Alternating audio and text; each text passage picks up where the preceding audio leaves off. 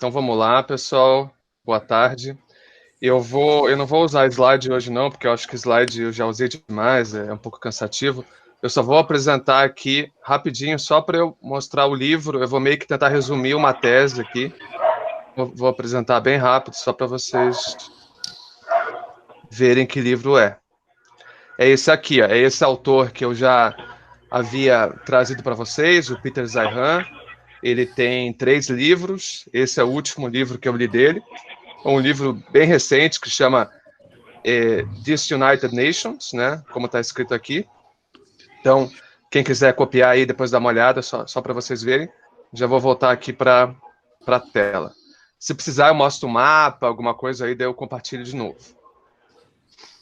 Bom, então, o que eu tinha preparado para hoje? Eu ia falar um pouquinho da China, mas como eu queria primeiro que a Sara falasse, eu prefiro deixar a China para um pouquinho depois. E primeiro eu quero apresentar de novo, né? Eu acho que eu já apresentei para vocês, mas eu quero refinar um pouco mais, porque eu havia lido os primeiros livros dele, eu não tinha lido esse último. E agora eu li o último, eu acho que ele refina um pouco mais a tese. Que alguém comentou agora há pouco, em última instância, uma tese sobre o poder da geografia, né? Sobre a importância da geografia.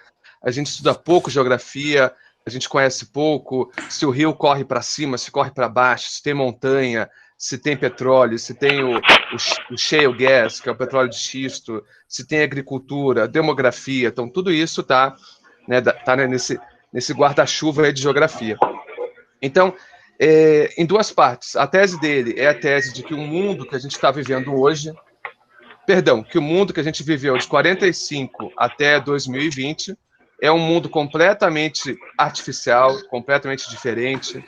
É um mundo que, pela primeira vez na história mundial, você teve um grande mercado interligado, em que cada um podia comprar matéria-prima em qualquer lugar, transformar em manufatura, vender, conseguir dólar, comprar moeda forte, receber investimentos, e que havia toda uma segurança mundial garantida pela OTAN, garantida pela ONU, mas garantida em última instância pelos Estados Unidos, né, pela Marinha Americana, e que esse mundo está acabando. A gente estaria voltando a ser o mundo que a gente era, um mundo com guerra, com disputa, eu digo, com guerra convencional, com disputa de grande potência, né? O Mearsheimer, muitos outros autores falam sobre isso, né? A volta da geopolítica, o fim das cadeias globais de valor, o fim do comércio internacional, né? O fim dessa divisão internacional do trabalho, tal qual a gente veio conhecê-la. E aí, se isso realmente acontecer, claro, isso é uma hipótese, o coronavírus ele apenas acelera isso, né?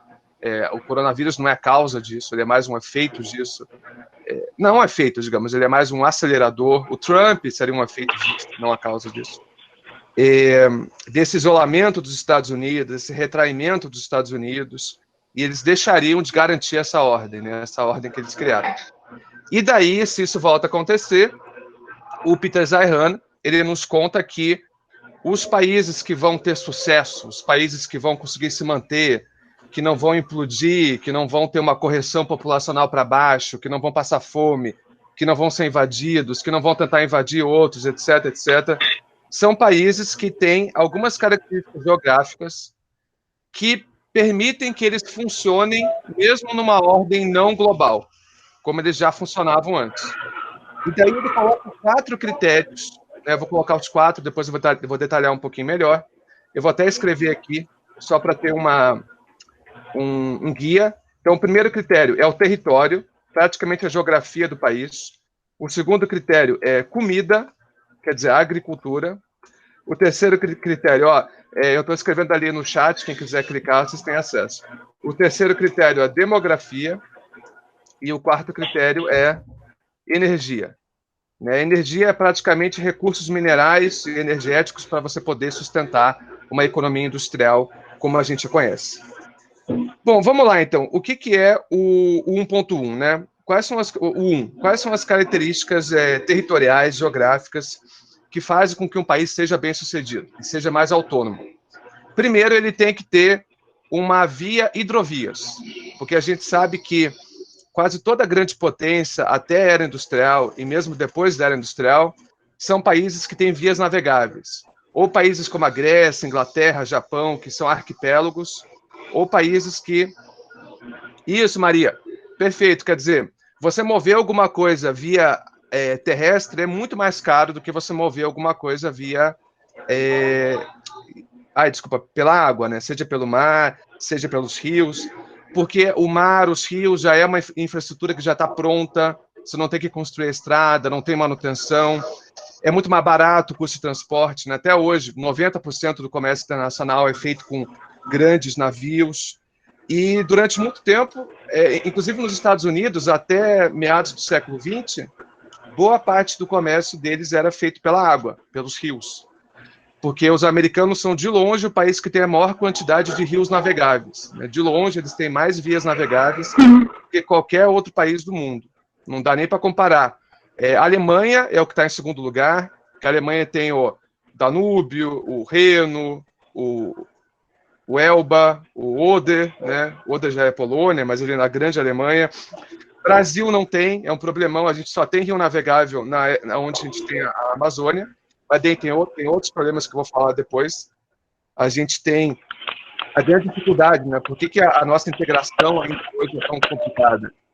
Porque além do rio navegável, a outra coisa que deixa a integração mais fácil no país é planície. Então, vocês também conseguem lembrar que a maior parte das grandes potências históricas são planícies, né? O norte da Europa, o norte da China, Estados Unidos, a Argentina tem muita planície, por isso que ele fala muito bem da Argentina também, porque você fazer um transporte via planície é muito mais fácil. Você pode colocar uma ferrovia, né? Por que o transporte ferroviário é tão complicado no Brasil? Né? Em parte porque a gente tem muitas escarpas. Aquilo que torna a geografia brasileira tão maravilhosa, tão bonita, né? O Rio de Janeiro. Como é que você vai levar um trem do Rio de Janeiro até São Paulo? Dá para fazer? Dá para fazer. Os chineses levaram um trem até o Tibete, praticamente. Só que o custo para isso é exorbitante, ou seja, não é uma coisa que naturalmente, né, como um liberal falaria, é uma coisa que tem que ser subsidiada, senão não funciona. 1.3, então 1.1, vias navegáveis, 1.2, planície, 1.3, clima temperado.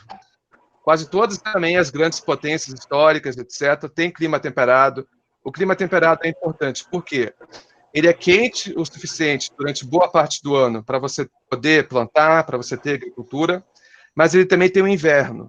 O inverno é importante para descansar a terra, é importante para matar as pragas, é importante para matar os mosquitos que passam a malária, etc., etc. E a questão da umidade, né? Depois eu vou entrar quando eu falar da comida. Também tem a ver o clima temperado, também é um clima propício à agricultura de grãos, que é essa agricultura de cereais, né? Como todas as grandes potências, Egito, Mesopotâmia, Norte, tudo isso é clima temperado. Inclusive, o clima temperado é tão importante que a maior parte das pessoas da América do Sul, elas não moram no litoral. Claro que tem gente que mora no litoral, mas elas moram um pouco acima. Então, no caso da Colômbia, no caso do México, no caso da Venezuela, as condições de vida no litoral, que é muito quente, porque eles estão perto dos trópicos, são complicadas. Então, eles têm que ir para o primeiro planalto, segundo planalto, terceiro planalto. E o que melhora a questão do clima, só que gera essa dificuldade de comunicação com o litoral. Né? Brasil, até hoje, né? Você vai do Rio de Janeiro para São Paulo. É difícil, a estrada não é boa, quer dizer, não é boa em comparação com uma grande potência, demora, são 400 quilômetros que poderiam ser muito mais facilmente transpostos se fosse uma planície, tá bom? Grande problema brasileiro, né? A maior parte das pessoas está nesses vales, no meio de montanhas, e com pouca integração cultural por isso que o sotaque no sul é tão diferente do sotaque do Rio de Janeiro, que está a 800 quilômetros, que é pouquíssimo de tempo, né, para vocês terem a ideia de como a geografia dificulta a integração econômica e cultural e política do Brasil. Até 88, o governo federal brasileiro era praticamente fraco, né, em termos de orçamento, etc, etc. Bom, quarto fator, ainda no primeiro ponto, portos e costas. Não é todo porto, não é todo litoral que é naturalmente propício para você ter um porto. Porque o litoral tem que ser, primeiro que o mar não pode ser muito agitado, tem que ter enseada, tem que ter baía, a água não pode ser nem muito rasa, nem muito funda. Então tem várias as condições também geográficas que permitem que um país tenha mais potencial portuário que outro país. E, de novo, a tese do Peter Zahan, claro que ele está pensando quase tudo nos Estados Unidos, porque Estados Unidos é quem tem a grande sorte na bilheteria, tem a maior quantidade de vias navegáveis, tem planície, tem um clima que não é tão frio quanto na Europa, mas não é tão quente quanto nos trópicos, tem a maior quantidade de portos do mundo, né? E assim por diante. E daí tem o último ponto ainda no 1, que é tudo aquilo que facilita a comunicação interna. Para funcionar mesmo, tem que ter uma barreira externa. Como assim? Vamos pegar Estados Unidos. Eles têm as vias navegáveis, eles têm as planícies, têm toda uma infraestrutura que é naturalmente barata, e eles também têm uma insulação, né, um isolamento das grandes potências. Ó, a Marina colocou ali, capacidade portuária, né? É um problema enorme, por exemplo, de toda a costa leste da América do Sul e a costa oeste da África. Era a mesma coisa, né? As placas tectônicas, que depois, quando você era o mesmo continente, quando separou, subiram as montanhas. Então, a gente não tem no Brasil aquilo que em inglês eles chamam de hinterland. O que é uma hinterland? É toda uma planície agrícola que está muito facilmente conectada com o litoral. A gente não tem isso no Brasil. E também não tem isso no... Jared Diamond total. Não tem isso também na maior parte dos países da África Ocidental. Mas vamos lá. Então, tudo que é bom interno, você tem que ter também para ajudar, você tem que ter a defesa. Vamos pegar a Alemanha. A Alemanha tem tudo isso que eu falei. Porto nem tanto, mas tem rio navegável, clima bom, planície. Mas a Alemanha não tem nenhuma barreira entre ela e os inimigos, entre aspas. Então, a Alemanha, por isso que ela demorou tanto tempo para se unificar. As várias regiões da Alemanha, historicamente, elas estavam muito mais relacionadas a outros impérios, como o Império Austro-Húngaro, ao Império Francês, aos Países Baixos, ao Império Polonês, e demorou muito para unificar. Por quê? Porque cada pedaço da Alemanha era meio que puxado pelas suas vertentes diferentes. Outro problema alemão é que os rios são navegáveis, só que os rios não se comunicam. E nos Estados Unidos os rios se comunicam, que é a bacia do Mississippi. E os americanos, então, eles têm a barreira do México, que é o que? É deserto, é montanha, eles têm a floresta entre Estados Unidos e Canadá. Então, eles têm um isolamento geográfico muito bom, e se isso não for suficiente, eles também neutralizaram todo o Caribe, conquistaram aqueles países, viraram protetorados. Hoje são independentes, mas né, ninguém pode navegar ali no Caribe sem a permissão americana. Então, a ideia é que eles têm toda a integração doméstica e, ao mesmo tempo, eles têm a proteção externa. Então, esse é o primeiro critério, que é território. Daí vem o 2, né, que é o comida. Qual que é a questão da comida? Quase a história, né? Aí tem Jared Diamond, tem Ian Morris, provavelmente tem o Walter Scheidel, né? Tem vários autores que falam como as grandes fomes, as grandes revoltas camponesas, as pessoas não querem morrer de fome para derrubar um governo, né? Se um país está com déficit de comida, se um país está com dificuldade para as pessoas sobreviverem, aquele país não vai ter continuidade, não vai ter estabilidade, não vai conseguir gerar desenvolvimento, não vai conseguir gerar nada. E aí a gente tem que lembrar que basicamente 1/4 de todas as calorias do mundo elas são trocadas via comércio exterior, mas para ir além, mais ou menos 3/4 de toda a agricultura mundial, ela depende de alguma forma ou de outra de petróleo que vem de fora, né, de fertilizantes, de pesticidas, de herbicidas, tudo isso é derivado de petróleo. É o grande caso da China. A China, ela importa comida, não é tanto assim. Só que além de importar comida, ela tem que, para ela conseguir alimentar toda aquela população, ela tem que usar uma quantidade de porcaria na terra que torna praticamente, primeiro que destrói a fertilidade da terra no longo prazo, obriga eles a usarem terras, quem lembra lá do Ricardo, da economia, usarem terras menos férteis, e assim por diante. Então, só para vocês terem uma ideia, a China já é hoje o principal importador de, eu anotei aqui, arroz, olha que loucura, a China já é hoje o principal importador de arroz, centeio, leite, carne de boi, carne de porco, fruta, peixe, soja, sorgo. Sorgo é aquela comida de passarinho, mas que também dá para comer. Linho, para fazer roupa. O 2.1 é comida. Comida... Não é 2.1, na verdade, é 1.2. É comida ou agricultura. Para vocês terem uma ideia, meus caros, a China tem a mesma quantidade de terra, como é que fala? Terra arável por habitante que a Arábia Saudita. A China tem a mesma quantidade de terra agrícola por habitante que a Arábia Saudita. Ou seja, se houver qualquer grande crise, como já está acontecendo, né, e essas grandes cadeias, esse grande comércio forem interrompidos, aqueles grandes países que não conseguem alimentar a própria população vão ter muitos problemas, né, para usar um eufemismo. Bom, esse é o 2. Agora é mais rápido, porque o 1 que era mais complexo. O terceiro, que é o que o Crespo odeia, eu sei que ele odeia, mas eu vou falar porque está aqui na teoria dele, depois a gente discute, que é a demografia, né? Que é a demografia. Que o Peter Zeihan, ele nos fala que tem alguns países... Quer ver? Ó, eu vou colocar assim, escrever aqui para ficar mais claro para vocês entenderem. Olha só, o que é esse 4, 3, 2, 1? Isso é uma clássica pirâmide etária. Então, em boa parte da história mundial, há muito tempo atrás, havia 4 crianças, na média, para cada 3 adultos jovens, para cada 2 adultos maduros, digamos assim, para cada idoso. Hoje, você tem vários países que já estão assim, ó. Uma criança para 2 adultos jovens, para 2 adultos maduros, para 1 idoso.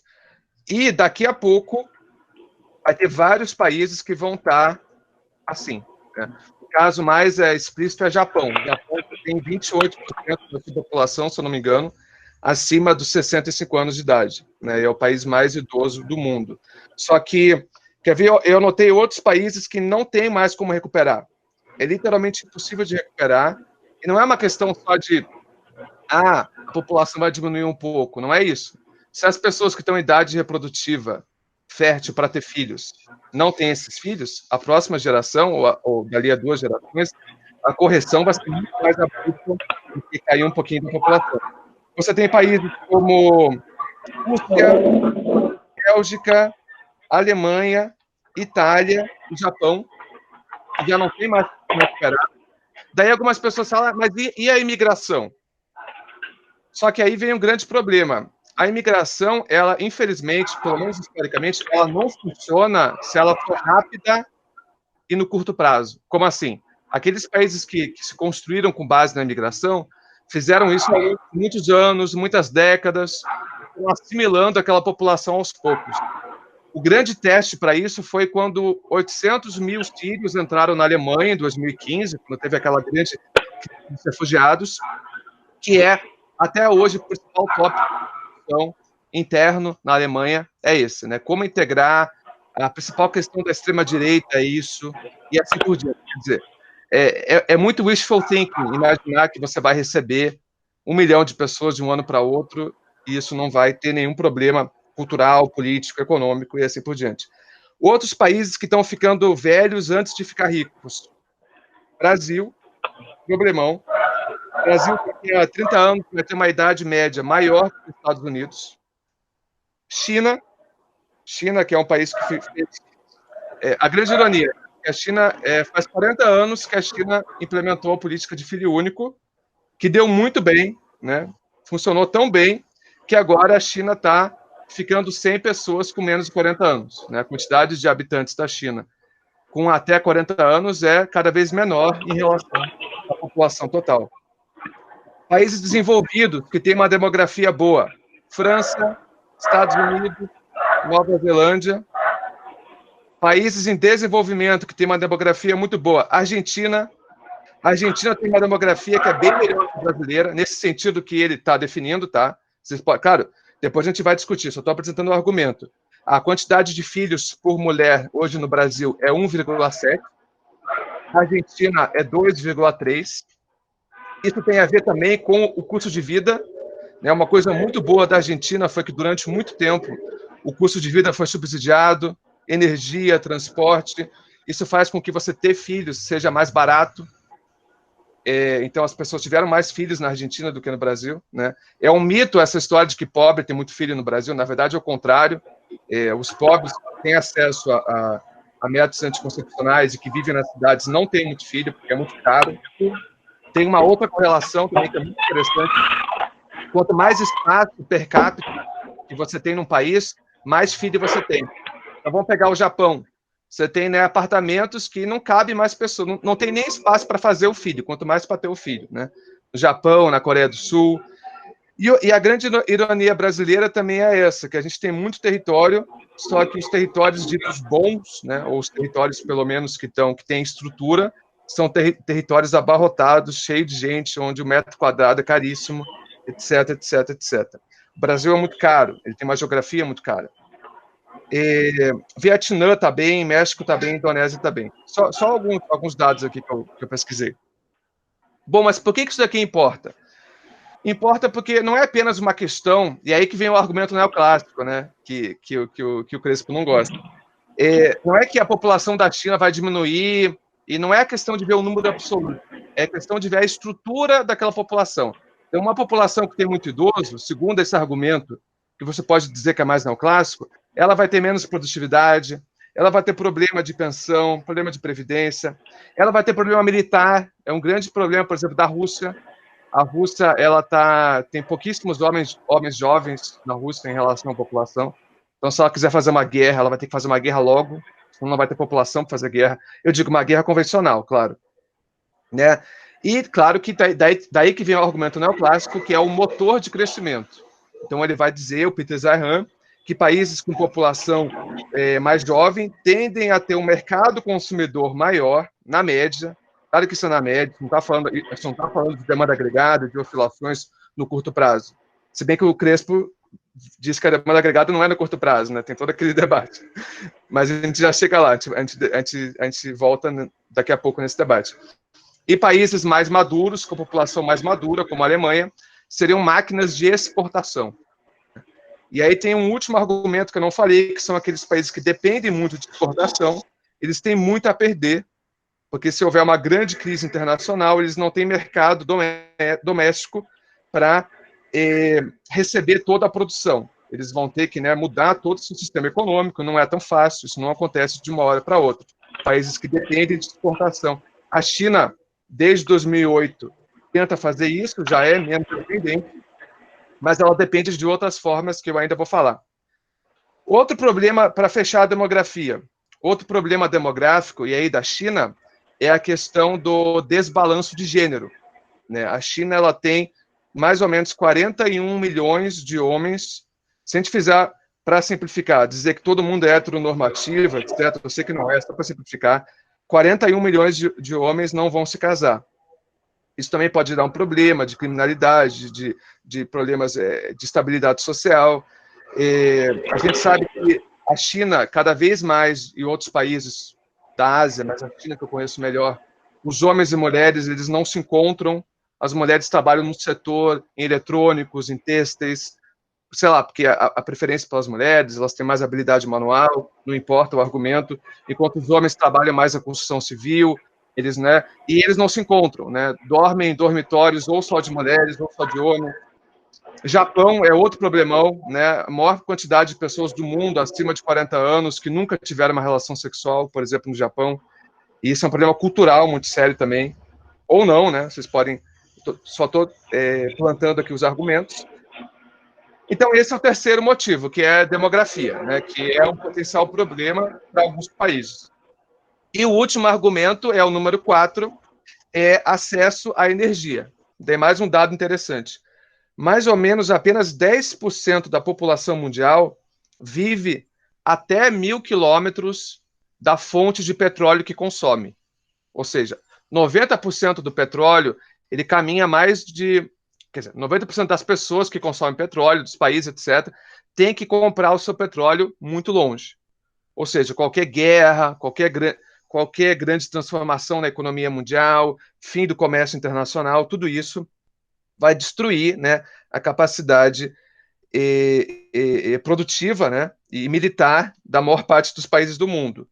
Tem 2 lugares do mundo que praticamente exportam quase todo o petróleo do mundo, que é o Golfo Pérsico e a Sibéria. Estados Unidos, México, Canadá estão cada vez mais virando um bloco autônomo, cada vez mais autônomos entre si, de petróleo.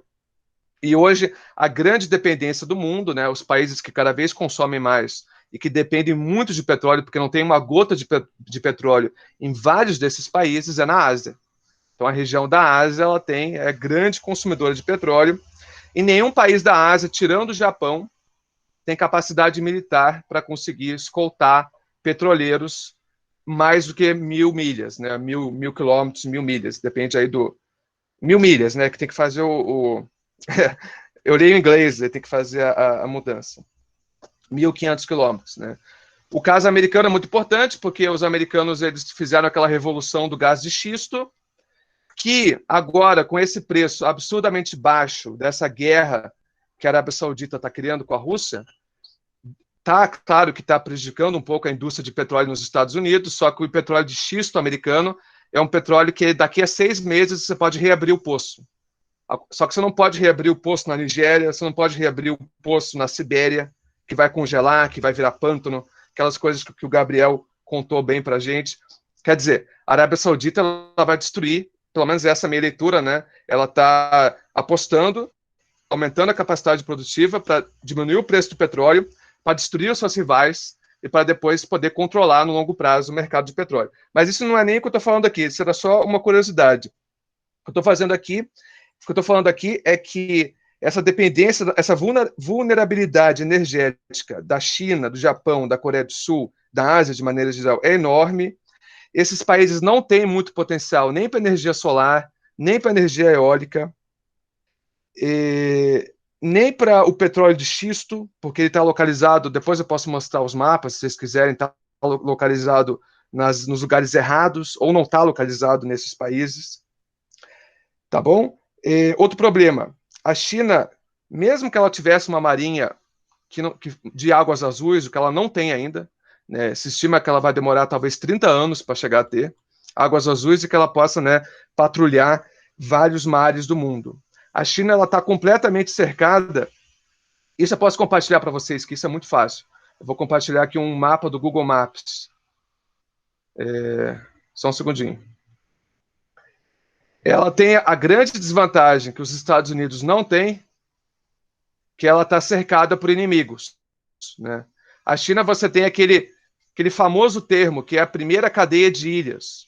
Então, a China não tem nenhuma capacidade de sair daqui, de sair do Mar do Leste da China sem ser interceptada, de sair do Mar do Sul da China. Por isso que ela está criando todas aquelas ilhas.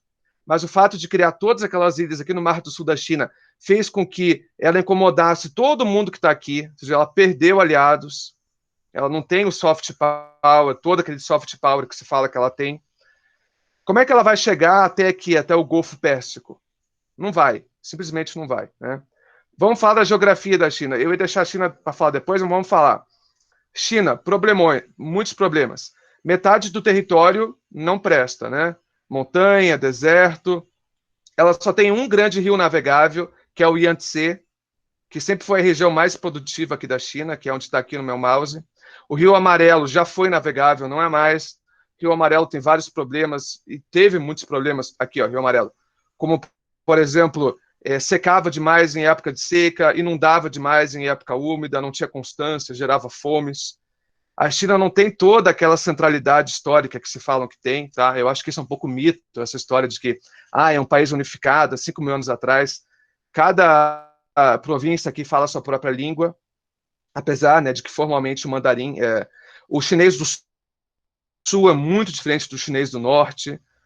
Tem vários problemas aí que a Sara pode falar melhor que eu, que ela preparou, outras pessoas eu não preparei isso, mas só para a gente ver que a China ela tem que ter um poder muito centralizador para ela manter todas essas províncias, além daqueles que não são Han, tipo os tibetanos, tipo os uigures. Tem que gerar crescimento e, ao mesmo tempo, ela é muito dependente desse comércio internacional, desse regime internacional, dessa segurança internacional, da energia que vem de fora. E qualquer grande crise, né, como sempre vão falar lá no mandato, na história chinesa, o imperador, que no caso não é o imperador, mas é como se fosse, vai perder o mandato do céu, né, pode ter uma grande rebelião, a China implode. Então, na teoria do Peter Zahan, na verdade, ele é um cara que veio para dizer que os americanos, não que eu concorde inteiramente, mas eu acho que muita coisa é uma boa provocação que faz para a gente pensar, Os americanos não vão acabar, não vão deixar de ser o principal país do mundo tão cedo, apesar de que eles vão deixar de ser líderes, porque não é mais do interesse deles ser líderes, daí seria uma outra aula, e a China não vai substituir tão cedo assim os americanos, porque a China tem um conjunto de fragilidades, como território, como dificuldade de integração, inimigos externos, carências alimentares, carências demográficas, carências energéticas, podemos falar de dívida também, se quiser continuar o argumento, que faz com que ela só possa funcionar, não é à toa, né? É aquela grande debate, por que a China começou a crescer nos anos 70? Porque o Mao Tse Tung era um comunista e daí entrou o outro lá e fez reformas liberais? Não, né? Essa é a historinha liberal, isso não é verdade. Ela começou a crescer nos anos 70, porque nos anos 70 ela foi integrada ao sistema. Ela virou mais um convidado da chamada Guerra Fria e continuou sendo um convidado até agora. Só que agora ela deixou de ser um convidado, porque os americanos deixaram de a convidar, né? Que mais, pessoal? Olha só para terminar, daí eu passo para a gente discutir. Ele fala que os americanos estão saindo do Oriente Médio, eu tenho lido bastante do Oriente Médio, à medida que os americanos saem, a Arábia Saudita deixa de ter o seu grande protetor, é possível que o conflito entre o Irã e a Arábia Saudita aumente, Israel, Arábia Saudita e Irã. Uma grande crise econômica, militar aqui, vai fazer com que o comércio de petróleo seja muito complicado, vai virar o que sempre foi até 45, os grandes impérios vão ter que escoltar os seus próprios petroleiros, e vão pensar a loucura que vai ser a China fazer isso. Primeiro que ela tem que passar toda a costa aqui do Irã, que vai estar minada, com certeza. Depois tem que passar aqui a região nuclear de Índia, Paquistão, né? A Índia está bem, ela está muito próxima. Depois ela tem que passar essa região aqui, esses estreitos, todos os mares aqui, cheio de inimigo da China, quer dizer, ela realmente não tem a capacidade de garantir a sua sobrevida, a sua continuidade geopolítica, comunidade econômica, militar, sociopolítica, num mundo pós-Pax Americana. É assim que ele fecha o argumento. E eu termino por aqui, pessoal. A Aline está falando da Rota da Seda.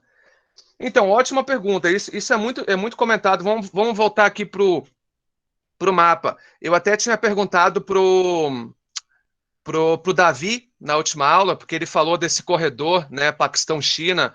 O que é o corredor Paquistão-China? Nessa narrativa simplificada aqui. É uma forma da China diversificar a sua fonte de petróleo, as suas entradas topográficas, geográficas, né, porque daí o petróleo não vai ter que passar pelo mar. A China, quem gosta de Mackinder, quem gosta lá daquela discussão antiga da rivalidade entre poder marítimo e poder terrestre, a China sempre foi um poder terrestre. A China, até os anos 80, tinha uma marinha que era uma marinha de costa, né, de litoral. Como é que fala? Uma patrulha costeira, não era uma marinha de guerra. Ela sempre teve... Tem toda aquela história de que ela descobriu a América no século XV, de que ela chegou até a África. Só que aquelas navegações logo foram canceladas, porque a grande... Eu não falei, né? A grande ameaça externa dela sempre foram aqui os mongóis. E a Rota da Seda poderia ser essa grande aliança entre China e Rússia, né, que se fala. Só que até hoje, o comércio entre China e Rússia, o comércio por terra, por toda essa região aqui da Ásia Central, ele é relativamente pequeno.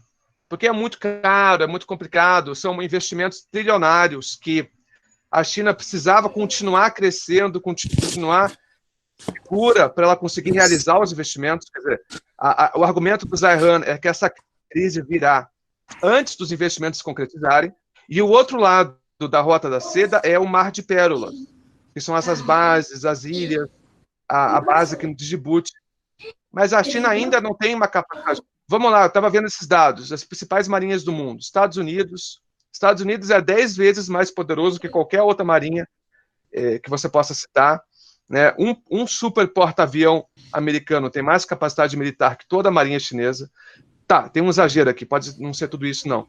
Eu acho que eu estou seguindo aqui o autor, eu acho que ele exagera, mas a diferença ainda é grande. Japão ainda tem uma marinha que, na prática, é mais bem treinada, tem mais experiência, etc., do que a chinesa. Porque tem que ter. O Japão é um país que, se não tiver, ele morre. Ele precisa disso, historicamente. França, a França tem uma marinha que está se desenvolvendo rapidamente. A Inglaterra, pelo contrário, está fazendo um downsizing na sua marinha, está fazendo uma diminuição na sua marinha, por motivos também econômicos e políticos, etc., da própria região da Europa e da Inglaterra. Índia, mas Índia também está mas está tudo muito atrás, gente. Assim, a liderança americana só teve, acho que o Eduardo falou isso, né? Só teve 2 países que chegaram e claro que Estados Unidos muito mais, chegaram a poder dizer que eles chegaram perto de ter uma dominação global, né? De ter uma Pax global, que foi Reino Unido e, claro, Estados Unidos. A China é um newcomer, né? O que é um newcomer? Né? Ela é recente nisso.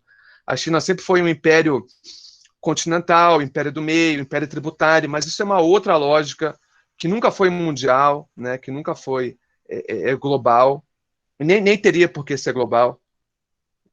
Então, eu acho que a Rota da Seda, na leitura desse autor, e eu tendo a concordar, eu não sei se ela vai conseguir, se essa grande crise, que eu acho que está acontecendo já, né, e que se avizinha, mas que está acontecendo, já está enfraquecendo a China, né?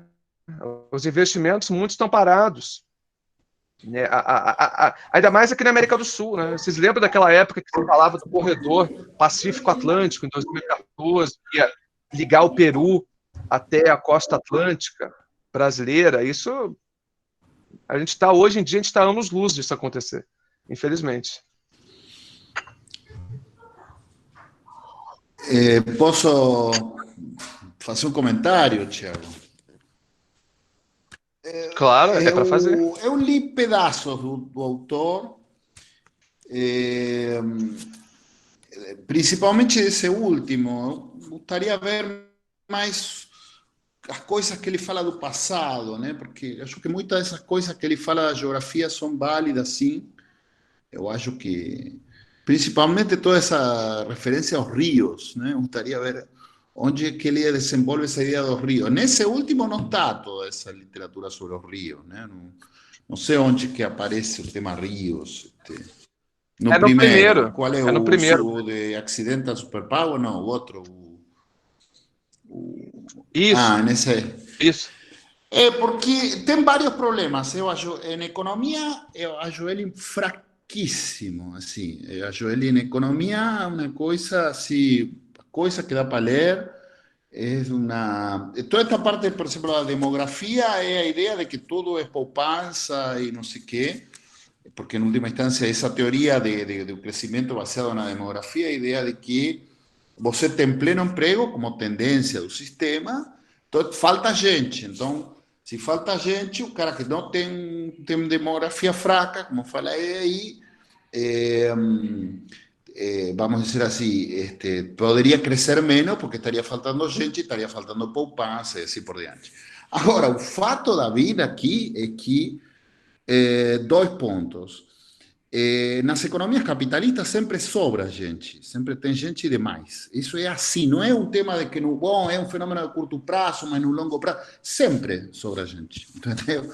Você pega qualquer desses países que tem demografia estagnada e tem mais de 10% de desemprego. Na Itália, por exemplo, da vida, tem a população decresce ano tras ano e tem 10% de desemprego, entendeu? Ou pega a Alemanha, tem desemprego, te pega... o Japão não tem desemprego, tá bom, o Japão é um caso assim, mas porque eles conseguem organizar muito bem o assunto e tal.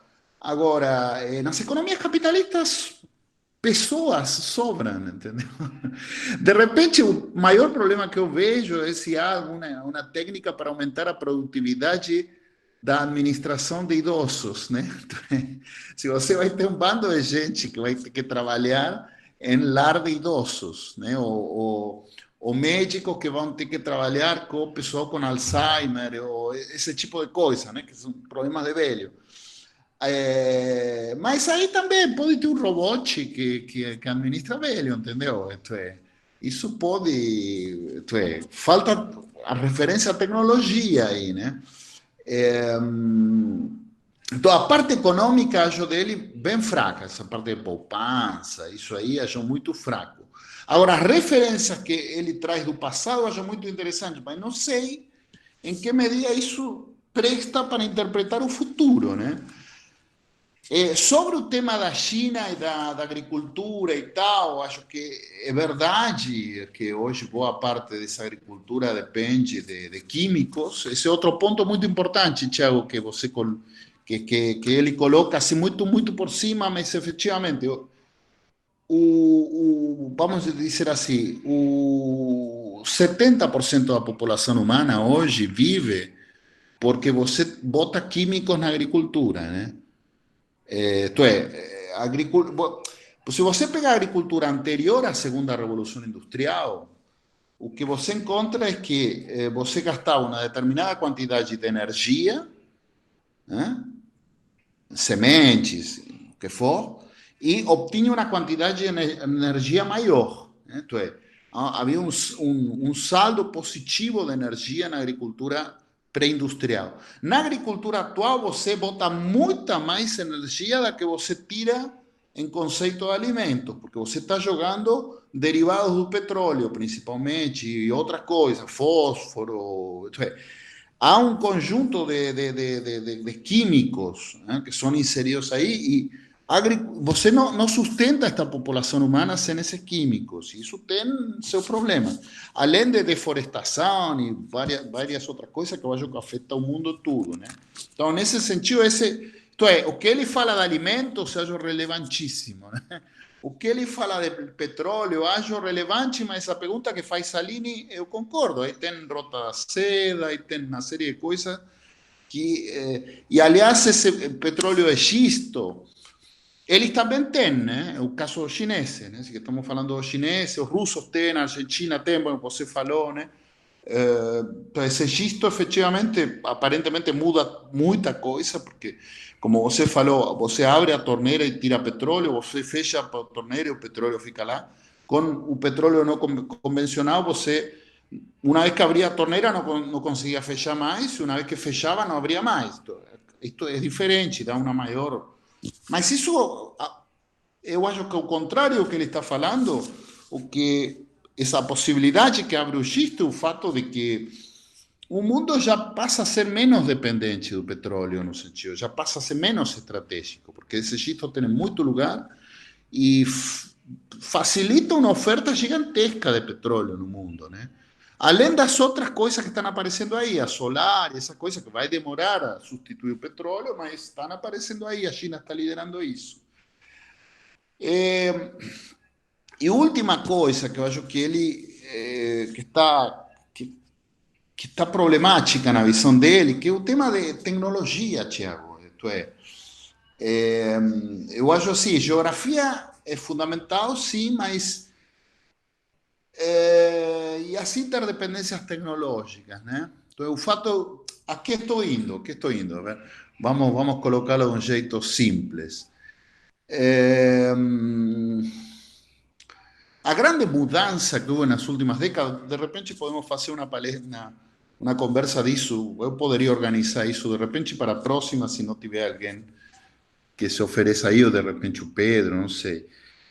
É o fato de, bom, como você falou, a China foi convidada, a China começa um processo de industrialização, de modernização e tal, e aí combina, vamos dizer assim, salários mais baixos com tecnologias mais avançadas e tal, e dá um salto, digamos, gigantesco, fixando preços internacionais, assim por diante. É um tema mais complexo, deveríamos aprofundar mais e tal.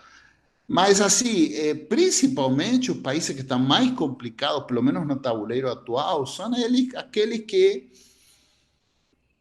não são tão abundantes assim em recursos naturais, né, como para só viver disso, e não tem como concorrer em preço, principalmente, em qualidade e tal, com países industrializados. E principalmente não tem como concorrer com custos chineses, né? Então, aí acho que a tecnologia muda muita coisa. Então, geografia, vamos colocar um fato simples, assim. se você vai para trás na história, quando aparece a Idade do Bronze, que é simultaneamente quando começam a aparecer os primeiros estados, né? A Idade do Bronze, quando aparecem as primeiras formas estatais, uma discussão se o bronze gerou o Estado gerou o bronze. O bronze tinha uma complexidade tal que você precisava. Era uma aleação de cobre e estanho, e não todo mundo tinha e tal. Por exemplo, a África não chegou à era do bronze. Por quê? Porque não tinha cobre, não tinha estanho. Bom, a agricultura não dava para aglomeração, para que favoreça isso, um pouco que você colocou, por motivos. A África chega diretamente à Idade do Ferro. A Idade do Ferro chega. A África não passou por Idade de Bronze, não passou pelo período de formação dos estados e tal, que você encontra no Oriente Médio, na China. Mas quando aparece o ferro, que é aparentemente é muito mais simples de produzir, o ferro antigo, não estou falando ano 1000 antes de Cristo, um pouco antes também.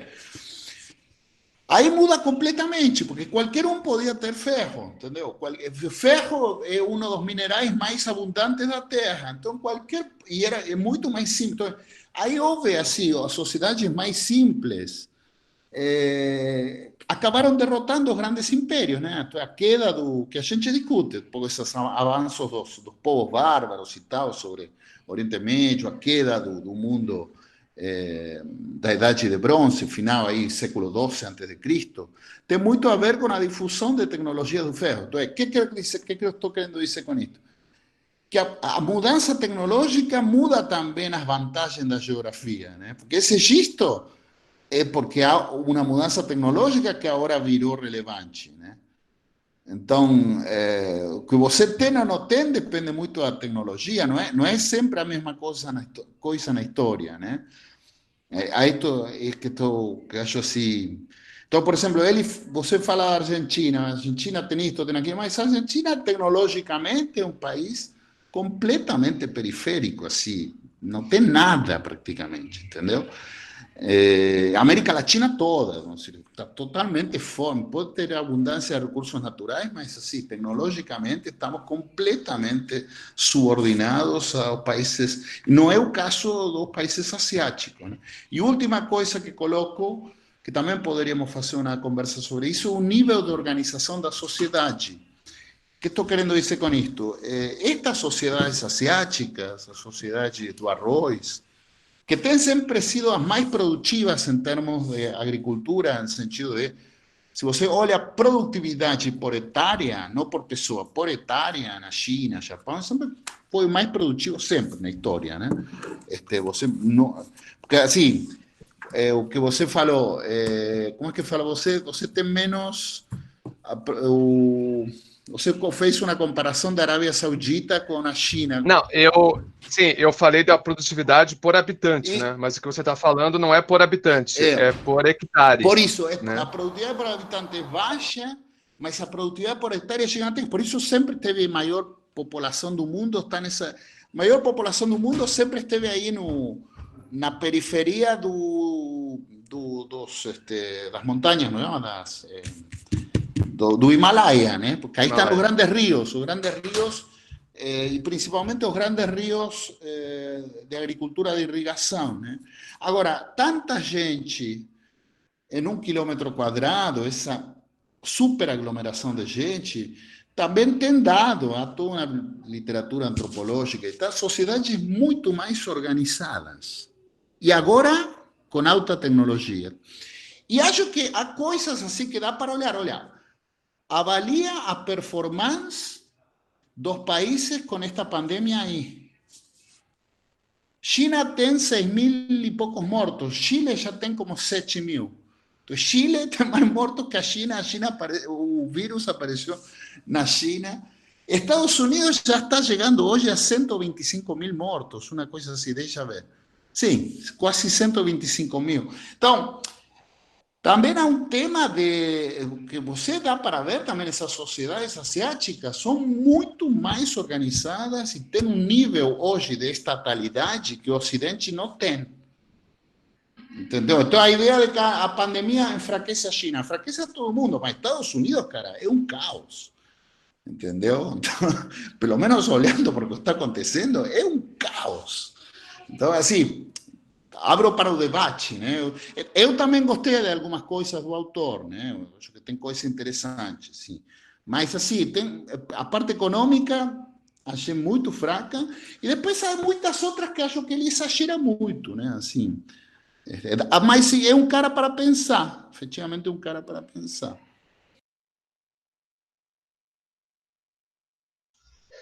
Eu não sei se eu faço uns comentários ou abro para mais perguntas e depois eu. Comenta se quiser, ou se alguém Não, tem mais. eu queria só. Eu me coloquei na posição de defensor do autor. Eu queria só, então, trabalhar algumas questões mais que você falou. Por exemplo, a tecnologia, né? O primeiro livro é sobre isso, é sobre como a geografia é modificada pela tecnologia. Então, ele vai dizer aquilo que a gente conhece, né? As três grandes revoluções, o primeiro país a dominar a agricultura, Mesopotâmia, Egito. Só que o Egito não tinha madeira, não tinha indústria naval, não tinha marinha. O primeiro momento que alguém descobriu como fazer uma marinha de guerra, o Egito deixou de ser independente, ficou 2.000 anos dominado por potências. Outra grande revolução tecnológica, navegações em águas ultramarinas, né? Navegações em águas distantes. Quem inventou, talvez Espanha, Portugal, mas quem tirou mais proveito, Inglaterra. Quer dizer, isso que é muito interessante.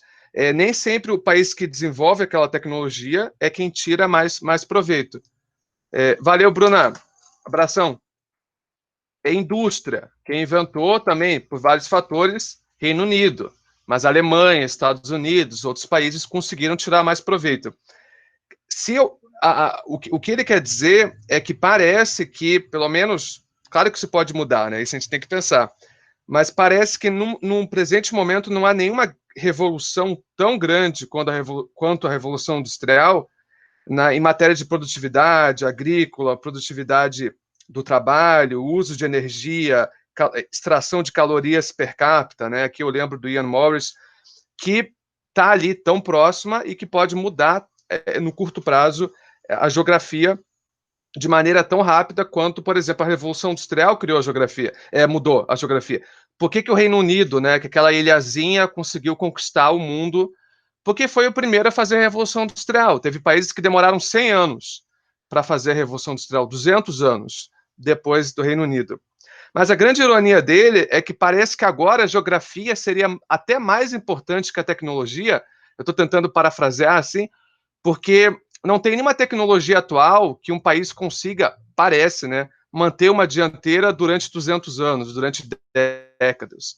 Parece que essa vantagem tecnológica ela é mais fugaz, né, ela é mais temporária do que a vantagem geográfica. Enquanto no passado parecia que a vantagem tecnológica se perpetuava por mais tempo. Mas isso é uma hipótese também para pensar. Mas esse é o primeiro livro dele. Eu acho que o primeiro livro dele é justamente ele faz uma historinha do mundo, né? Claro, simplificada. Toda grande metanarrativa, né? Isso aqui é uma metanarrativa, né? O que é metanarrativa? É uma narrativa simplificada que vai além dos fatos para você, como luta de classes, como liberalismo, para você explicar grandes questões. Então, é claro que vai ser vulnerável a ataques, né? Não tem como não ser. Mas eu acho que o mérito, como o Crespo falou, é mais abrir perguntas do que resolver tudo. A questão, de novo, a questão da idade. Isso é uma coisa que me preocupa muito, porque me preocupa até em termos pessoais, de ter uma família, você vai ficando muito velho, de ter filhos. Uma coisa que sempre preocupou todas as minhas amigas, a minha namorada, né, aquela grande desigualdade de gênero que é o maldito relógio biológico, né? Eu digo que por isso que, na média, as mulheres são mais maduras que os homens, porque elas são obrigadas, de certa forma, a tomar decisões mais sérias em relação à sua vida antes dos homens, né? Os homens têm esse privilégio ou não privilégio de ser uma criança grande, digamos assim, já que eles podem conservar, podem tomar mais tarde essas decisões, né? Essa grande desigualdade. E tem pessoas que não vão ter filho, simplesmente não vão ter filho, já passaram de uma idade, não vão ter filho. E eu não estou pensando no pleno emprego, eu não estou pensando na taxa de desemprego, eu não estou pensando no PIB ano que vem, daqui a 5 anos. Eu estou pensando que parece que a gente, como sociedade, se deu tão bem, foi tão bem sucedido, que a gente meio que se desconectou completamente dessa base natural que é você... Porque como que era a vida no campo, né? A pessoa nascia, trabalhava cedo, estudava cedo, trabalhava cedo, casava cedo, tinha filho cedo, morria cedo. Quando você industrializou, quando você urbanizou, tudo é o contrário, né? Você se casa tarde, você começa a trabalhar mais tarde, você tem filhos muito mais tarde, você morre muito mais tarde. Uma coisa muito interessante também é que a maior parte dos avanços da medicina nos últimos anos foram muito mais para prolongar a vida não produtiva do que para prolongar a vida produtiva. É uma coisa interessante para a gente pensar, né? Para as pessoas aposentadas viverem mais, mas não necessariamente para prolongar a vida produtiva. Então, isso também é uma questão, pode ser um problema, né? E como que se vai reproduzir a sociedade se as pessoas não tiverem mais filho? É para a gente pensar. Mesmo que isso não aconteça de um ano para outro. Mas se você olha a faixa etária de vários países e extrapola, começa a ser preocupante. Químicos, exatamente, quer dizer, a grande revolução industrial, além de outras coisas, permitiu você aumentar muito a fertilidade do solo. Será que a gente vai ter mais uma grande revolução tão cedo que vai permitir? É uma questão, isso pode mudar o argumento, uma questão a pensar. Acho que é isso que eu queria comentar por enquanto. Esqueci. Eu ia comentar mais alguma coisa, mas por enquanto é isso. Ah, sim, o petróleo de xisto. O petróleo de xisto. É um problema isso, porque, primeiro, o petróleo de xisto, ele não é uma. Ele não resolve tudo, né? Eu sigo muito o Felipe Coutinho, não um jogador de futebol, o outro Felipe Coutinho, que é um especialista, ele é presidente da AEPET, Associação dos Engenheiros da Petrobras. Ele fala muito sobre isso, eu acho muito bom. Tem o site dele, o blog dele. A era do petróleo convencional está acabando. Está cada vez mais claro que está acabando. A gente ainda é muito dependente do petróleo. 80% ou mais do uso de calorias, de energia da espécie humana ainda é dependente do combustível fóssil. E o xisto ele não está em todo lugar. E, por exemplo, na China, ele está onde tem muita população ou no meio do deserto, quer dizer, não é tão simples assim. São poucos países que ele está no lugar correto, que ele está no meio oeste americano, onde tem a estrutura, a planície, onde tem pouca população, não tem tanto, não tem que desabitar tanta gente.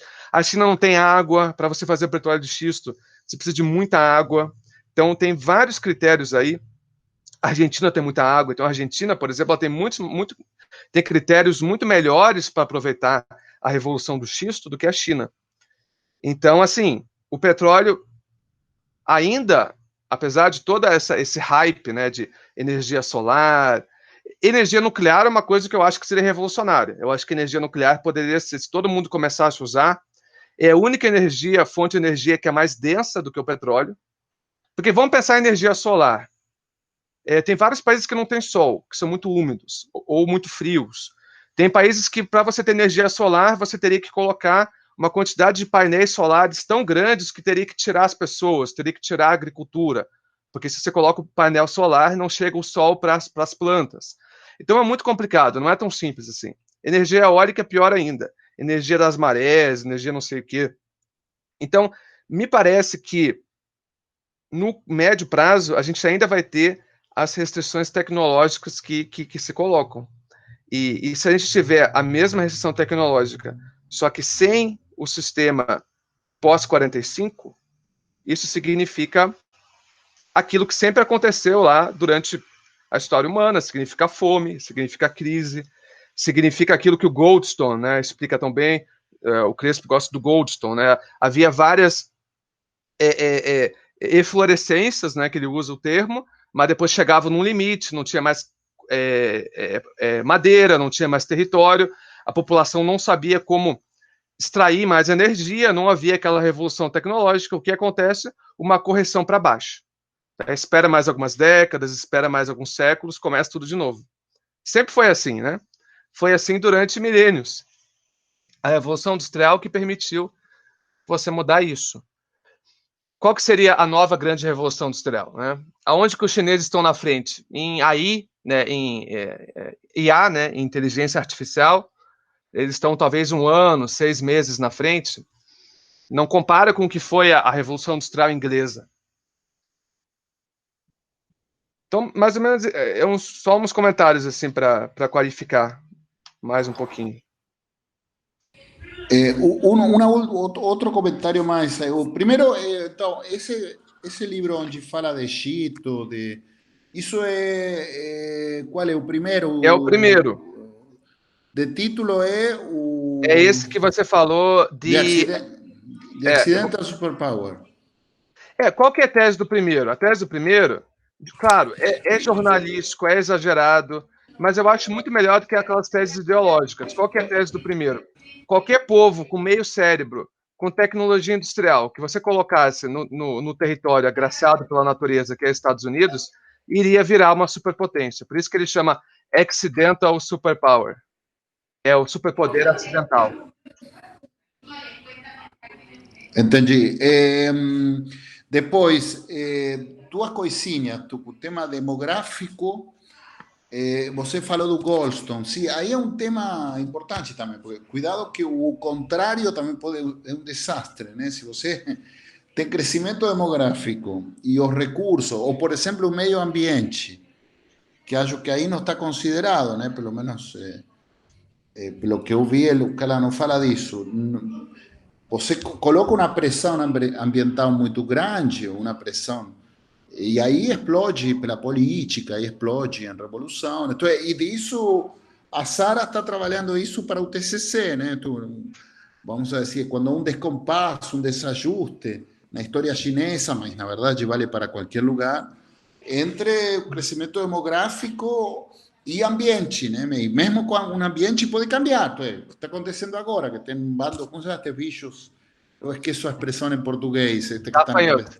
o gafanhoto, que tem por todo lugar, começa a comer. Come tudo, tem coronavírus, gafanhoto e poeira que vem do Saara. Imagina que dá uma queda grande na produção agrícola mundial. Cara, vai misturar fome com peste, com... Bom, aí... Entendeu? Então, o tema ambiente é muito importante. Ou seja, eu não sei se ele leva em consideração essas assim, projeções que ele faz. E o ambiente, entendeu?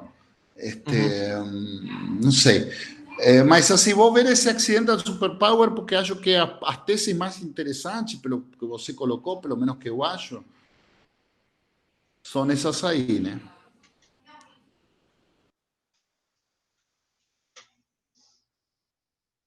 E o resto, Pedro, sei lá, o resto aí, a Eu tenho Aline. um comentário assim bem rápido sobre um ponto só que eu não lembro se é um argumento do Thiago ou do autor.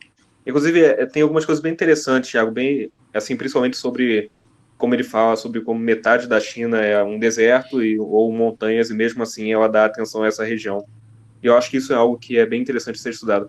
Mas enfim, o que eu queria comentar é sobre aquele argumento de como a falta de um idioma comum ela é sinal de falta de unificação para o Império Chinês, por exemplo. Assim, o Império Otomano tinha um porrilhão de etnias que falavam um monte de idiomas diferentes. Isso não significa que ele não fosse unificado, sabe? Eu não sei o suficiente da história chinesa para dizer se ele era unificado ou não, assim, com tantos milhares de anos atrás, mas esse argumento não é, assim, a meu ver, não é muito bom para isso, porque não importa que idioma eles falam, isso é uma ideia de, assim, unificação cultural, de identidade nacional que ajuda, assim, a manter as populações sob controle, só que o que importa é para quem eles pagam imposto e quem vai dar porrada neles se eles não pagarem imposto, sabe? Na Índia, hoje em dia, nem se fala. Tem centenas de idiomas, tem centenas de dialetos, mas é um país unificado. E que o Estado tem controle sobre a maior parte das etnias, mesmo elas falando idiomas diferentes. E era isso. Não, eu acho ótimo. Eu acho que na verdade, se a gente pensar assim, de forma mais ampla, qualquer país na época pré-industrial, vamos pegar a França, mesmo a França, que é um território muito menor que a China, e que apesar de ter planície e ter alguns rios navegáveis, mesmo assim, cada província tinha meio que um dialeto diferente. É claro que por isso que eu acho que é um argumento muito interessante do autor, que a vantagem, o problema dos latecomers, né? Porque como a China ela meio que ela já era um império e ela tem muitos e muitos anos de séculos de desenvolvimento, isso na verdade pode ser um problema, porque a China ela tem relações muito complicadas com seus vizinhos. Ela já dominou o Vietnã, ela sempre brigou ali com as ilhas do Pacífico. Como naquela época não havia uma tecnologia para você integrar tão facilmente, ela teve que integrar na forma da guerra, da conquista. Já se você pega os Estados Unidos, é grande vantagem, porque eles começaram já numa época com uma tecnologia mundial já mais avançada, eles conseguiram, né, se integrar economicamente, culturalmente, num espaço de tempo muito menor. Eu falo não os nativos, né, eu falo a população anglo-saxã, tem toda a questão racial aí, mas podemos deixar de lado por um tempo. E os Estados Unidos, eles, por exemplo, eles também têm amigos, né? Essa que é a grande verdade. Na verdade, o argumento da língua era um detalhe, você tem razão, não é só a língua. Mas eu estou tentando expandir. Os americanos, até pelo menos a guerra ao terror, que é quando começa a falhar, segundo Peter Zeihan, essa grande ordem americana, a Pax Americana, que os aliados americanos como a França, como a Alemanha, não querem contribuir para a guerra ao terror. Até isso, os americanos eles ajudaram, de certa forma, a desenvolver metade do mundo, né? Durante a Guerra Fria, isso quem explica bem é o Medeiros, é o Serrano. Já a China não, a China tem muito mais inimigos. O argumento dele é que a China não só tem mais inimigos internos, porque ela tem um histórico de conflitos com outras etnias, etc., e ela também tem mais conflitos, mais inimizades externas. E principalmente no seu perímetro imediato, que os americanos, que os Estados Unidos não têm. Então, isso dá um excesso de poder não compensado para os americanos, que dá uma capacidade, uma margem de ação muito maior, de ação inclusive no mundo, que os chineses estão muito longe de ter. E é claro que se tivesse qualquer guerra entre os dois agora, os americanos conseguiriam com muita facilidade cortar os suprimentos chineses. Né? Nem chegaria a ter guerra. Essa que é a verdade. Né?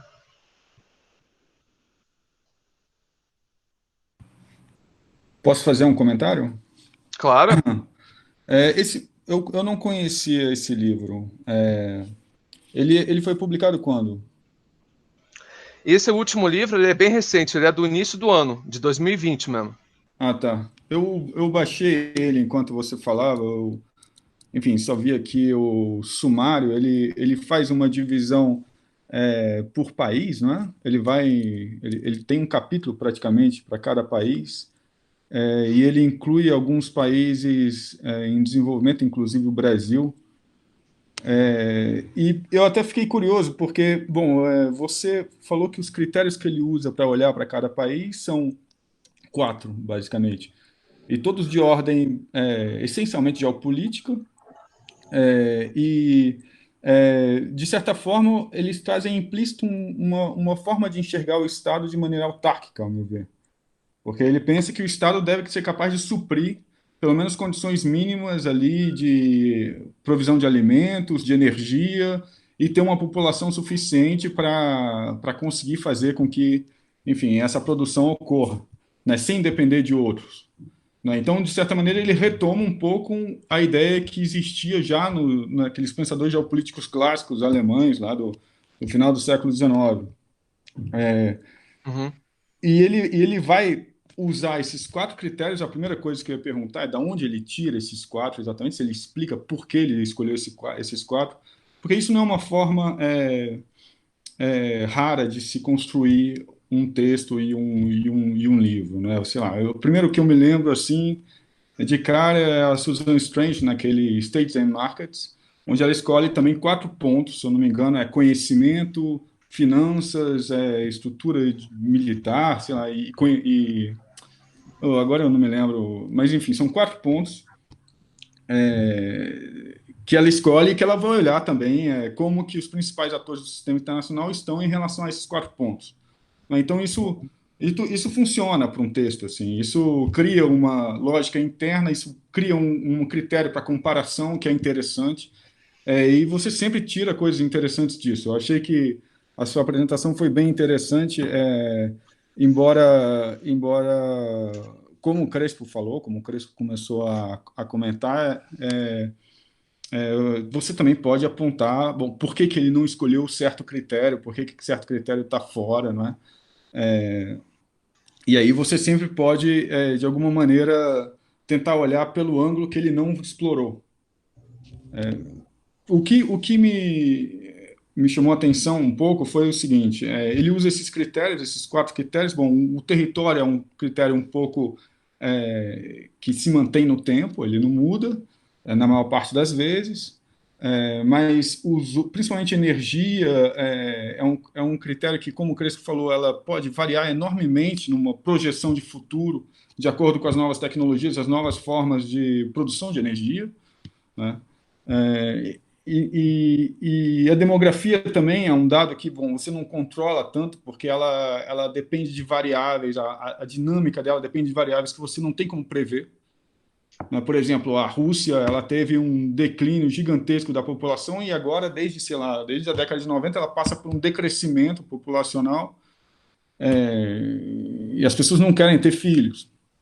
Por outro lado, em países como a Alemanha, sei lá, eles adotam uma política de incentivo à construção de famílias grandes, sei lá, pagando o salário, por exemplo, de pai e mãe que decidem ter o filho durante um longo período. Existe licença paternidade lá que dura, se eu não me engano, 1 ano já. Sabe? Eles já estão com um programa desse tipo. Então, você tem formas também de incentivar uma transformação dessa demografia de acordo com o que é o interesse de um planejamento estatal. Então, também é uma variável que, para mim, ela não pode ser usada com muita segurança como base para uma projeção de futuro, né, para prospecção de cenários futuros, como parece ser o objetivo desse autor. Eu não sei se é exatamente esse o objetivo, mas me pareceu que ele tenta criar, a partir desse método no qual ele seleciona 4 critérios, ele tenta criar uma comparação entre aqueles atores que ele acha que são relevantes no cenário internacional, e ele faz um capítulo para cada um, para no final tentar antever os próximos passos, e ele tenta fazer isso numa média e longa duração, né? Ele tenta ver isso, sei lá, ele tenta prever esse futuro a longo prazo, né? Quando você fala, não, no futuro, bom, não vai ter exatamente uma substituição da potência americana, quer dizer, você não vai substituir a hegemonia americana por uma hegemonia chinesa, na verdade, vai acontecer algo um pouco diferente disso, de repente várias hegemonias regionais ou um sistema de governança compartilhada, enfim, ele cria uma projeção futura de longo prazo a partir desses 4 critérios que ele usa para comparar esses países todos, né? Eu acho interessante como proposta assim, de análise e para a criação de cenários, só que eu realmente eu sinto falta de para além da questão da tecnologia, que tem a ver com produção de conhecimento, de pesquisa, a questão do comércio, por exemplo, ele não fala, a questão das finanças, por exemplo, a questão do poder militar. Ele faz essa comparação sem levar esses critérios em conta, quer dizer, a questão do, sei lá, do poder diplomático, da capacidade de liderar consensos e orientar a ação dos outros estados, por exemplo, né?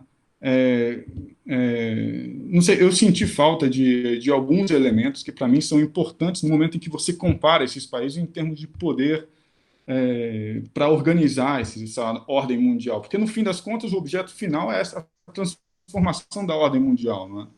É um pouco isso que ele fala. Como essa ordem vai evoluir, né? Se ela vai, pelo menos me pareceu.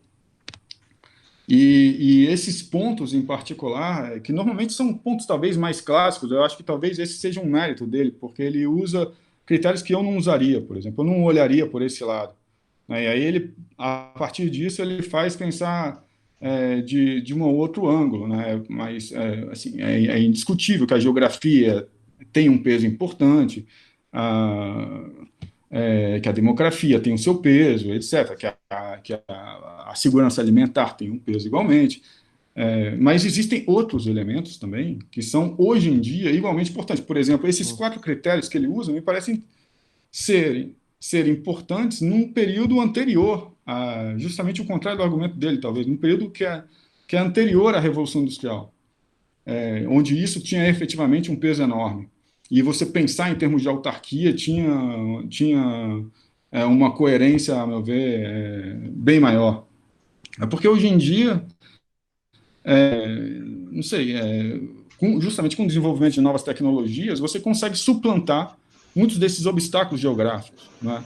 Mesmo com a questão da indústria química, você consegue, bom, fazer com que solos antes que não eram agricultáveis, que eles passem a ser, você cria barragens e você amplia a zona de cultivo, né? Você tem formas de modificar essas desvantagens dadas pela natureza do espaço que você ocupa, né? E se isso já existia antes, por exemplo, uma das coisas que mais me impressionou quando eu fui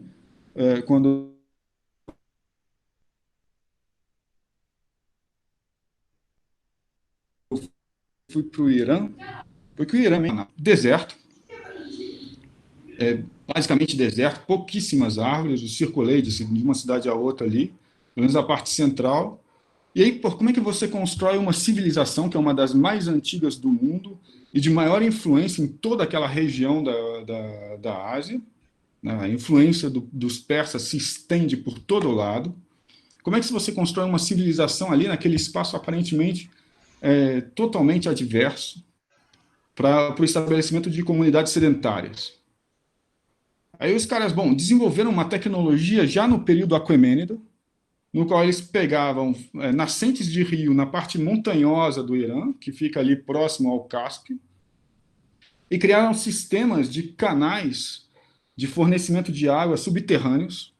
Eles criaram túneis subterrâneos que iam cruzando o território inteiro, com poços artesanais, dos quais você descia baldes ali, você descia até os túneis lá subterrâneos e buscava água que era desviada para diferentes regiões do Irã, né? E eles conseguiram ocupar o território inteiro, inclusive criando hotéis espalhados ao longo daquelas rotas da seda, que, bom, você ia com as caravanas, você precisava ter hotéis preparados para receber essas com água. Eles tinham esses poços porque existiam rotas de rios subterrâneos desviadas para lá, né? Isso é uma forma de, assim, a gente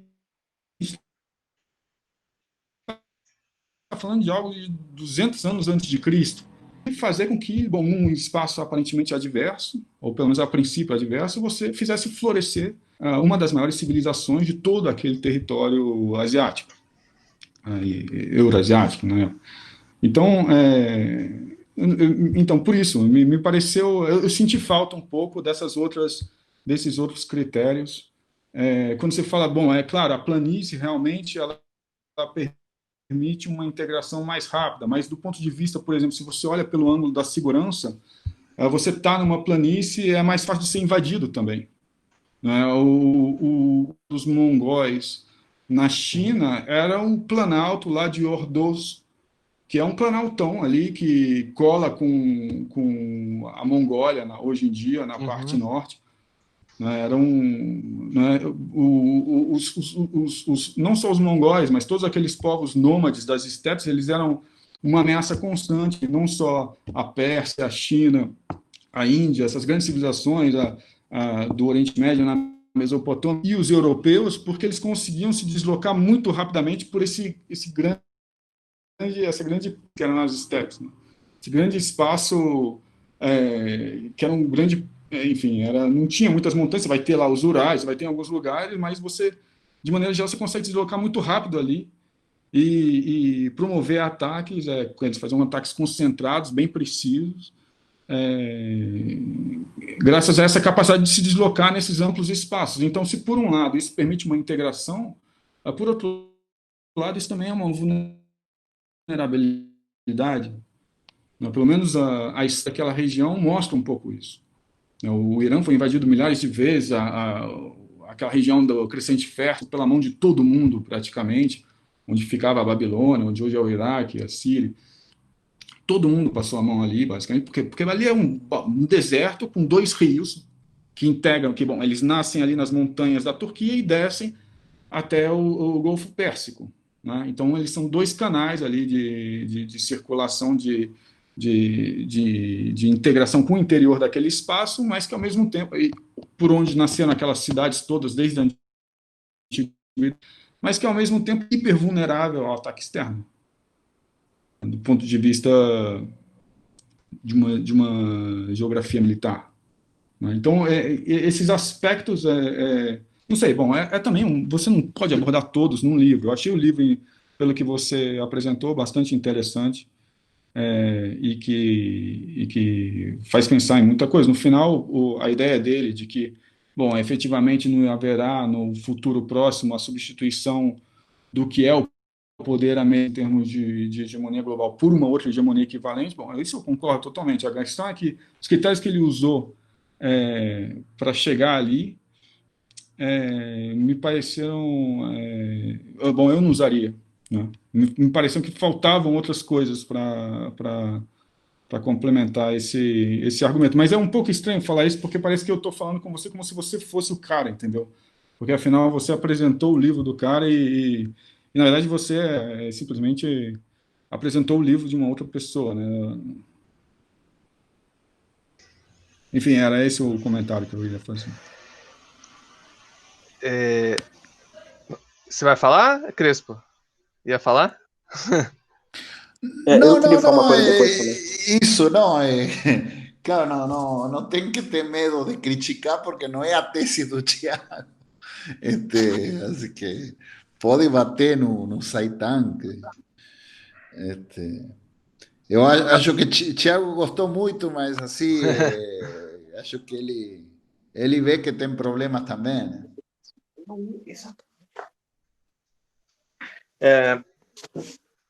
Aqui, eu queria fazer um comentário rápido sobre aquela questão da China não ter um poder naval capaz de... Assim, em caso, assim, obviamente exagerado de uma guerra ou de qualquer conflito que ela tenha problemas para comércio naval, esse é exatamente o motivo pelo qual ela investe tanto na fronteira oeste, na integração da Ásia Central e da Sibéria. Porque, assim, se ela não conseguir importar petróleo por algum motivo, por problemas navais ou qualquer coisa assim, tudo bem, eu importo do Cazaquistão, da Rússia, do Turcomenistão, do Cáucaso, vem tudo por tubulação, ele chega aqui numa boa, não tem estabilidade na Ásia Central, quase não tem, assim, base de outros poderes além da Rússia e da China lá, tá beleza. Comida é a mesma coisa, eles importam muita comida da Ásia Central e da Rússia, e a questão, assim, de ser uma coisa inviável por ser muito cara, assim, o mega projeto de construir uma ferrovia que liga a China até a Europa, sim, é muito caro, mas isso, assim, vai sendo feito entre pequenas ilhas que são as regiões povoadas assim, vamos colocar do grande deserto da Ásia, que é o quê? Uhum. Do oeste da China até, não sei, assim, a Ucrânia, mais ou menos até a Rússia ou a Turquia. Isso vai sendo feito aos poucos e existem, assim, eu já li alguns artigos, é que eu não lembro qual é o autor agora, que mostram assim, tudo bem, quando você compra alguma coisa da China, geralmente vem por navio, certo? Que é um frete muito barato, mas demora o quê? 1 mês, 2 meses para chegar. Até a Europa demora em média 45 dias. Eu me lembro que é mais ou menos isso, 45, 50 dias. De avião é muito mais caro, vem rápido, só que é muito mais caro porque tem toda a questão do combustível, é o transporte mais caro que tem. Eu não sei se você vai mandar pelo espaço de alguma forma, mas eu acho que isso ainda não acontece, né? Mas, assim, a ferrovia é um transporte barato, isso é incontestável, mesmo que requer um grande investimento, o volume do que aquilo transporta vai fazer se pagar, mesmo que seja ao longo de algumas décadas. Assim, eu digo isso porque esse é o padrão de toda ferrovia que é construída. É extremamente caro, mas ao longo dos anos se paga e o preço, assim, vale a pena. E a distância, o tempo que levaria para transportar a carga de Pequim até a Europa Central, mais ou menos, assim, a Alemanha, assim, 10 a 15 dias. Então, assim, isso é algo viável comercialmente falando, mesmo que seja muito caro, porque pessoas querem receber algo mais rápido ou precisam receber algo mais rápido. Não tão rápido quanto o avião e não tão caro quanto o avião, mas, assim, bem barato também, vão optar por esse transporte. É algo viável, sem falar de toda a conexão e de quanto isso vai influenciar no crescimento das regiões isoladas que hoje em dia são o deserto e que ninguém sabe o que é tocar. Então, assim, existe uma lógica bem dependente da influência estatal, mas existe. E ela é, assim, ela é viável. Pelo menos na teoria ela é viável. Era isso que eu ia falar. Ótimo, eu vou tentar responder os comentários, então. Achei engraçado que o Pedro falou que estava falando como se eu fosse o autor, mas é que hoje eu encarnei o autor mesmo. Então, quando você defende uma tese que é gigantesca, é uma metanarrativa, né, como eu tentei falar, você vai estar vulnerável a todo tipo de crítica e de ataque, mas eu acho que isso é o legal do debate acadêmico. Eu só vou responder primeiro a pergunta da Maria, porque ela escreveu ali e ela disse que vai sair. Então, como que ele responderia à questão dos portos? Tudo você pode construir, né?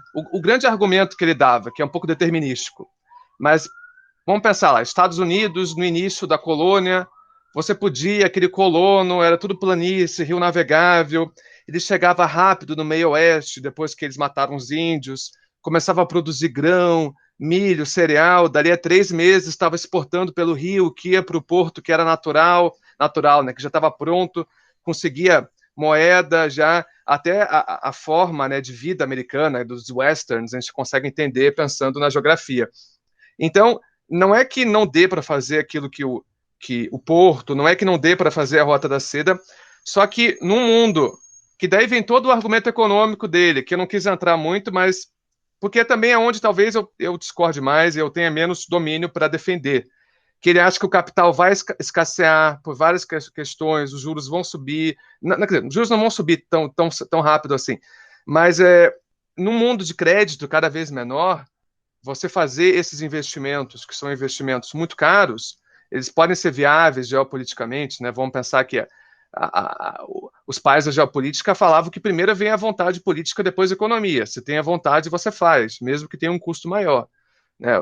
Todos os ditadores clássicos sempre diziam isso. Não, dá para fazer, então vamos fazer, não importa quanto que custa. Mas é mais caro, né? Tanto que daí eu trago o argumento do Mackinder, porque ele é muito Mackinder, e eu gosto muito de Mackinder. O Mackinder dizia no início do século XX que a ferrovia ia fazer com que a Ásia Central virasse, como o Gabriel falou, virasse um grande mar.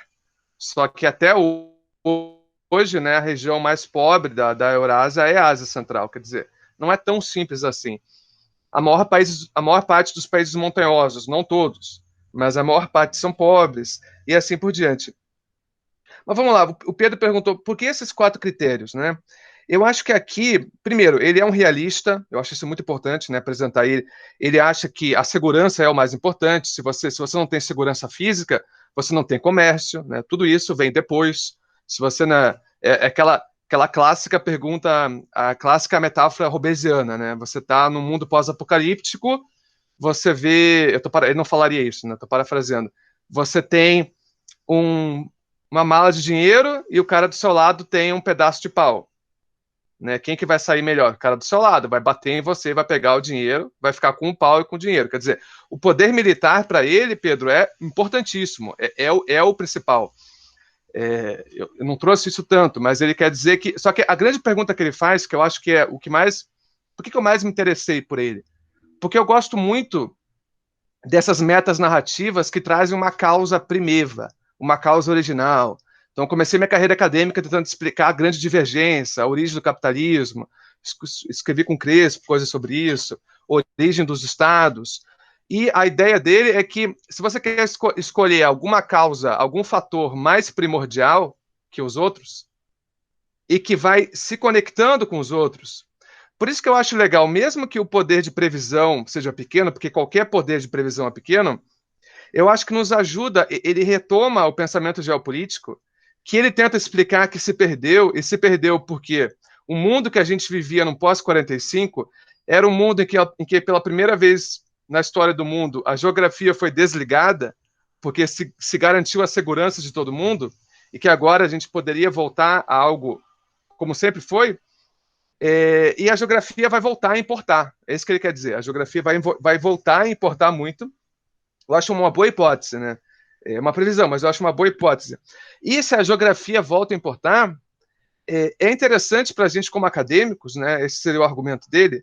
Se bem que ele não é tão acadêmico assim, ele tem uma linguagem mais jornalística, o objetivo dele talvez seja até ganhar dinheiro, o cara é consultor, etc., tem uma empresa de consultoria, ele é aluno daquele George Friedman, George Friedman, que era também um analista geopolítico, ainda é, né? Tá bem velhinho, que também escreve coisas parecidas com ele.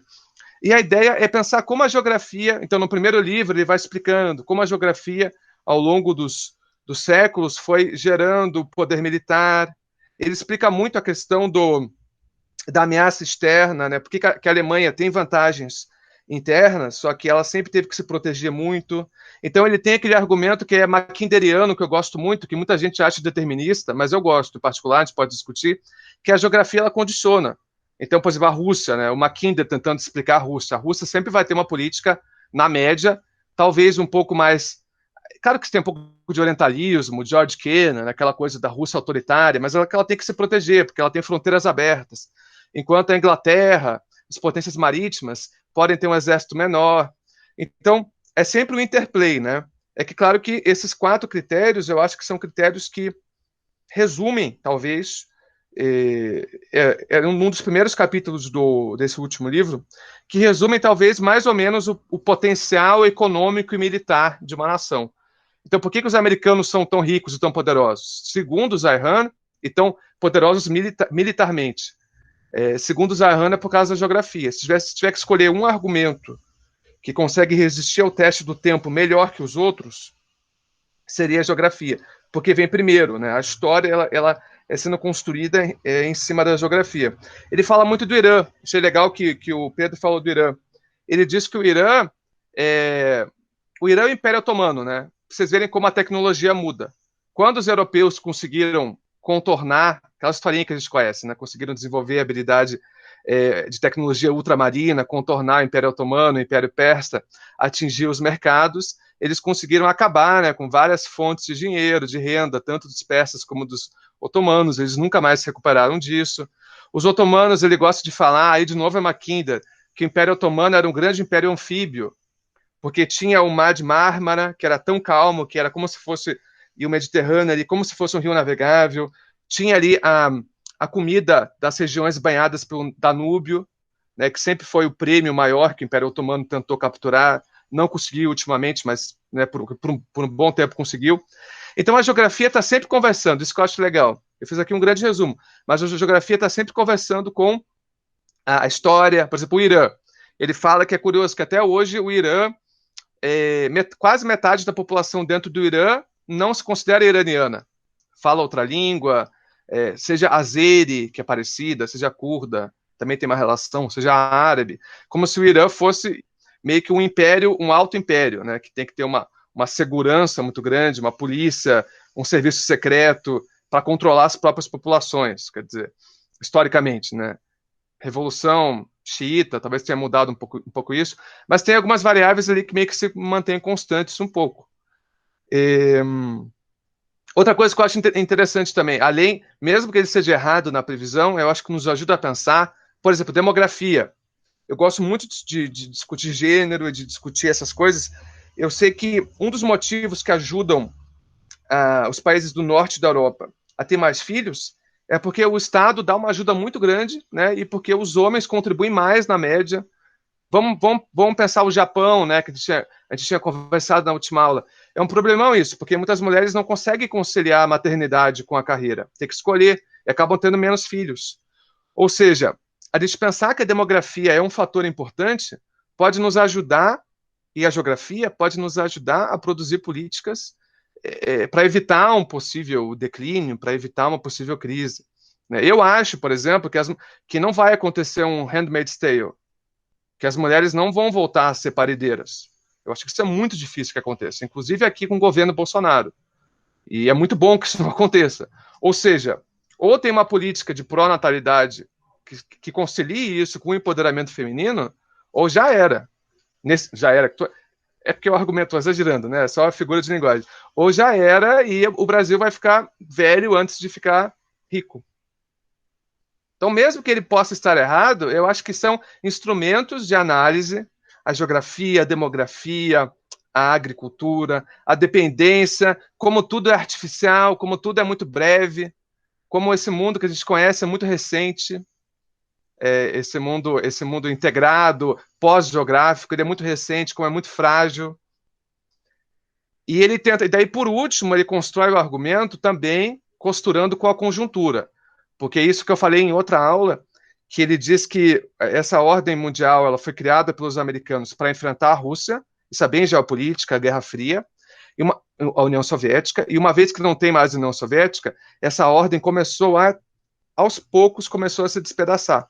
E daí ele faz uma boa análise, eu acho boa, pelo menos, de política externa dos Estados Unidos. Ele fala como os americanos, eles vêm nos últimos 30 anos, de forma cada vez mais acelerada, eles vêm se isolando. O Obama, isso foi muito nítido no Oriente Médio, o Trump mais ainda.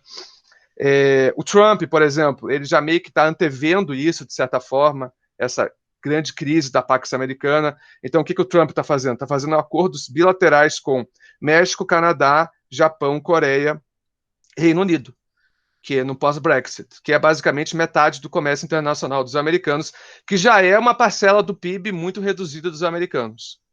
A Alemanha está fazendo o quê? Está insistindo na União Europeia, que para ele é um projeto falido. Por que é um projeto falido? Porque a União Europeia ela depende da OTAN para sobreviver. Na verdade, ela se criou junta. Sem a OTAN, não tem a União Europeia. Sem a OTAN, a Rússia tem guerra entre Rússia e Alemanha, volta a ser como que sempre foi. De novo, estou simplificando. E a União Europeia, né, fale como projeto. Países como Coreia do Sul, Irã, Arábia Saudita, eles também têm um crescimento assim recente, um desenvolvimento recente, pelo menos industrialmente falando. Então ele nos lembra como isso é tudo muito frágil. É tudo muito frágil e pode desabar, né? Tomara que não, mas pode. Eu acho que voltar assim a pensar, né, nessas categorias ajuda. Eu responderia desse jeito. Não sei se respondi, mas é assim que eu tentaria defender o autor. Agora, Tiago, há um ponto que é o ponto forte dele, que isso, pelo menos assim, na conjuntura, pareceria que ele tem razão, é como essa tendência ao isolamento dos Estados Unidos, né? Que acho que ele leva ao exagero no sentido de, bom, se a ordem internacional acabar, se não tiver mais ordem, aí é como vai se dar cada um deles, né? Agora, está um pouco essa aposta de que daqui a um tempo não tem mais ordem. Essa é a grande tese dele, em última instância, né? Vamos dar um exemplo. Guerra da Síria. Por que Guerra da Síria virou essa loucura que virou? Que eu estou estudando bastante Oriente Médio, que eu vou dar uma disciplina sobre o Oriente Médio. O Obama, os árabes e muitas pessoas insistiram um monte para o Obama intervir, derrubar o Assad, fazer algum tipo de intervenção, como eles fizeram no Iraque, mas por fatores óbvios de desgaste, de eleitoral, até mesmo das idiosincrasias do próprio Obama, apesar da Hillary, isso não aconteceu. Não teve intervenção americana, que poderia ter, se fosse uma intervenção de verdade, obviamente que eu não estou defendendo, estou fazendo uma análise, à medida que você não tem uma grande potência ali no Oriente Médio, nem duas grandes potências, como era na Guerra Fria, a Síria virou uma guerra de procuração entre, primeiro, né, o eixo da resistência contra aliados americanos, ou você pode dizer eixo xiita contra sunita, entre os sunitas, entre Turquia, Catar, Arábia Saudita, cada um apoiando a sua proxy, cada um apoiando o seu próprio grupo armado. Quer dizer, a Guerra da Síria tem 10 anos, porque a Guerra da Síria significa... o que o Zayhan fala? Falou que, apesar do Oriente Médio ter vivido uma situação estável durante muitos anos, uma situação de guerra desde do final da Segunda Guerra Mundial, o Oriente Médio nunca havia sido tão estável, em toda a sua história, quanto ele foi no pós-Segunda Guerra Mundial. Porque você tem, como o Pedro falou, tem a disputa de territórios, de poucos rios, algumas planícies, o meio, aquele crossroads, né, o meio da Eurásia. Ou seja, se não tem um grande protetor, um grande garante, um grande garantidor do Oriente Médio, não tem mais, aquilo volta a ser... Líbia é um estado falido, Síria é um estado falido, Iraque é um estado falido, Irã provavelmente vai ser um estado falido. O Irã, apesar de tudo, ele não exporta mais petróleo. Claro que os americanos estão fazendo sanções, mas ele não tem uma autonomia. A Arábia Saudita ainda não é um Estado falido, porque conseguiu construir muita arma, conseguiu fazer as suas redes de procuração, inclusive o exército da Arábia Saudita vem do Egito, a marinha vem de não sei onde, a aeronáutica vem do Paquistão, mas é tudo muito frágil, tanto que eles estão loucos com essa saída dos Estados Unidos. Odiaram, né, que os americanos fizeram, que o Obama fez o acordo de 2015 com o Irã, mas esse acordo do Obama era um acordo, ó, vocês se virem, o Irã volta a ficar offline, online, vocês se virem, volta a ser uma zona de guerra. Quer dizer, o Oriente Médio eu acho que é o melhor exemplo do que seria um mundo. Isso é muito Mearsheimer, quando Mearsheimer fala também que o mundo multipolar, sem garantidor, sem uma grande ideologia, sem uma grande organização de segurança, como era antes na época que os americanos estavam lá, é um mundo de guerra. Né? Ainda mais onde não tem fronteira, como o Pedro falou, entre os países, ainda mais onde tem questões ideológicas, étnicas, religiosas, sectárias. É um mundo de guerra. Se tem guerra no Oriente Médio, o petróleo, vai continuar tendo petróleo? Exportando? Vai, que nem teve na Líbia, nunca parou, diminuiu. Mas não é tão fácil assim. Tem pirataria, tem roubo, não tem manutenção. E aí, como é que faz, né? É essa estabilidade que a gente teve durante muito ano que está acabando. E eu acho que não é tanto previsão assim, porque já está acabando em alguns lugares. A OTAN, né? O Trump não destruiu a OTAN, está destruindo, destruiu o OMS, destruiu o OMC, tudo isso está destruindo. A própria profissão de RI, eu falo para os meus alunos, não é um bom momento para você se formar em RI. O mundo está diminuindo, está ficando menor. Os países estão menos conectados. É o que me parece, pelo menos, né? Fazendo uma análise de conjuntura, assim. Eu posso fazer 2 comentários bem rápidos sobre o autor. Assim, 2 coisas que eu percebi que ele... Assim, já foi dito que ele não dá tanta atenção ao avanço tecnológico, ao que ele pode fazer. Assim, tudo bem, uma grande distância, ou a área não é, assim, muito boa para agricultura, mas, assim, a tecnologia existe para isso, sabe? E outra coisa que ele, eu acho, assim, a meu ver, ele ignora muito as mudanças internas da política. Ah, o Trump tá acabando com assim, eleições em outubro, sabe? Tudo pode mudar.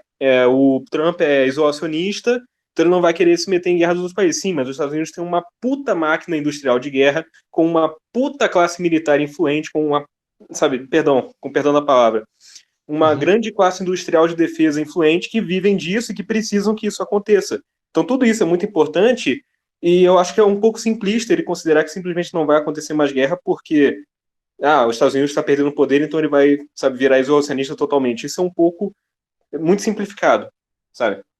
Era só isso mesmo que eu ia comentar bem rápido. Desculpa. Não, tá ótimo. Eu acho isso muito justo. Inclusive, eu concordo em parte. Eu acho que o Trump, ele tá. Eu acho que o Partido Republicano, ele meio que se enfraqueceu, porque você tem aquelas alas tradicionais republicanas, né? Por exemplo, tem a ala pro-life, né? Que é a questão moral, do aborto, né? Que é dos evangélicos, a questão de Israel. Tem a área empresarial, mas você tem o tal do deep state, né? Você tem aquilo que eles chamam da área falcão, né? Essa área mais essa ala mais militarizada que não é o Trump, né? E que quer derrubar o Trump. Inclusive, eu até estava lendo o jornal esses dias, parte dessa ala tradicionalmente republicana está disposta a se aliar com os democratas para criar um novo partido, uma nova visão do que é ser democrata, do que é ser republicano, e derrubar o Trump. Isso pode acontecer. Mas o argumento dele, que eu acho que ainda vale, é que os americanos eles têm essa autonomia econômica e energética cada vez maior, comercial cada vez maior, alimentícia, que os americanos, na verdade, na Guerra Fria, eles nunca dependeram tanto assim economicamente dos outros, eles meio que subsidiaram uma aliança, quer dizer, gastaram dinheiro para você trazer as pessoas para a sua aliança contra a União Soviética. Isso é muito da minha tese de doutorado também, daí eu trabalho muito com a ideia da necessidade de você ter um inimigo externo que seja crível para você conseguir compor as alianças internas. Elas não surgem também do nada, né? E a guerra ao terror nunca foi, né? O terrorismo nunca foi uma grande ameaça aos Estados Unidos, não dá nem para comparar com a União Soviética. Você não tem hoje, você tem a China, né? A China é aquilo que é bipartisan, que eles falam, né? Que é tanto democrata como republicano. Só que se a China, se esse dragão que é a China passa a não ser tão monstruoso como parece que ele é, e se você pode destruir a China de outras formas que não a guerra, como, né, cortar suprimentos, etc., pelo menos não a guerra no território chinês, talvez para você justificar de novo novas grandes guerras, isso enfraqueça também essa coalizão mais belicista. E lembrando que, na minha opinião, o Obama também, se fala muito da Clinton, né, da Hillary, que era secretária de Estado do Obama, mas o Obama fez muito menos intervenções, né, do que o Bush, e diretas. O próprio Bush já não tinha tanto apoio. O Clinton também teve uma política mais interna, doméstica, it's the economy stupid, ou seja, o argumento dele, eu acho que faz um pouco sentido, é que nos últimos 30 anos os americanos estão se isolando por questões geopolíticas também, apesar de que existem, claro, alas que estão debatendo, só que elas debatem dentro desse mundo internacional que está mudando, né? Dentro dessa zona de segurança que vai evoluindo. Da mesma forma que no pré-Segunda Guerra Mundial, os americanos também eram muito mais isolacionistas, porque também não havia uma grande ameaça a eles. E porque eles também ainda estavam no começo, ainda o Banco Central americano no século XX, né, também tem toda essa questão que eu não entrei. Mas eu concluo assim, né, o quadro pós-Guerra Fria seria um quadro muito diferente que não justificaria mais essas. Claro que se você for uma lógica marxista, é completamente diferente. Vai dizer que não, que o Estado é capturado pelas elites, pelos burgueses, pelo setor industrial militar, por questões de lucro. Mas daí é outra perspectiva, né? Não é a perspectiva mackinderiana, geopolítica, que eu estou seguindo aqui. Mas é uma ótima provocação. Só com relação a isso que o Gabriel falou, da política interna, eu acho que a desconsideração desses eventos, como eleições nacionais, como eventos que podem mudar o rumo das coisas, isso é bem típico da análise geopolítica, de maneira geral, assim, que parte dessas questões mais estruturais, né? Você vai pegar um Mackinder, por exemplo, ele não estava nem um pouco interessado em saber, na verdade, ele vê quais são as grandes tendências. Esses autores fazem isso, né? Eles tentam identificar elementos que permitem a eles fazer uma leitura sobre as grandes tendências. Né? Que nem você falou, quando o Mackinder olha lá a construção, como é que a criação da estrada de ferro e do trem fez com que a Rússia, de repente, pudesse integrar o seu território de um jeito que antes ela não podia, e graças a isso, isso cria novas possibilidades em termos de poder regional para ela. Né? Eles veem dessa maneira, quer dizer, nesse cálculo do cara, pouco importa se são os soviéticos, se é o Nicolau II, se são os czares, o que importa é o movimento num período médio e longo. Assim. E nesse caso, a gente pode imaginar até que o Joe Biden, a princípio, represente uma alternativa ao direcionamento de política externa que o Trump vem fazendo, mas pode ser que não, pode ser que ele seja uma continuidade, caso ele venha a ganhar, inclusive porque essa questão do acirramento da rivalidade entre os Estados Unidos e a China é uma coisa que é um pouco, me parece, consensual dentro dos formuladores de política externa americanos, sejam ele democrata ou republicano. Quer dizer, as tensões entre os dois vão continuar independente de quem for ganhar. Esse pelo menos é o que me parece, pelo que eu venho lendo. E nesse caso, o acirramento das tensões vai representar o quê, necessariamente? Ele vai ter como consequência um maior isolamento dos Estados Unidos? Essa é uma possibilidade real. Ou pelo menos que você passe a dividir o mundo um pouco como me parece ser a perspectiva do Zaihan, mas de vários outros também, você passa a dividir o mundo numa espécie de governança compartilhada, cada estado meio que supervisiona uma certa região, um pouco como aquele autor antigo de geopolítica já previa, aquele nazista, aquele que era simpático ao nazismo. O Haushofer, exatamente.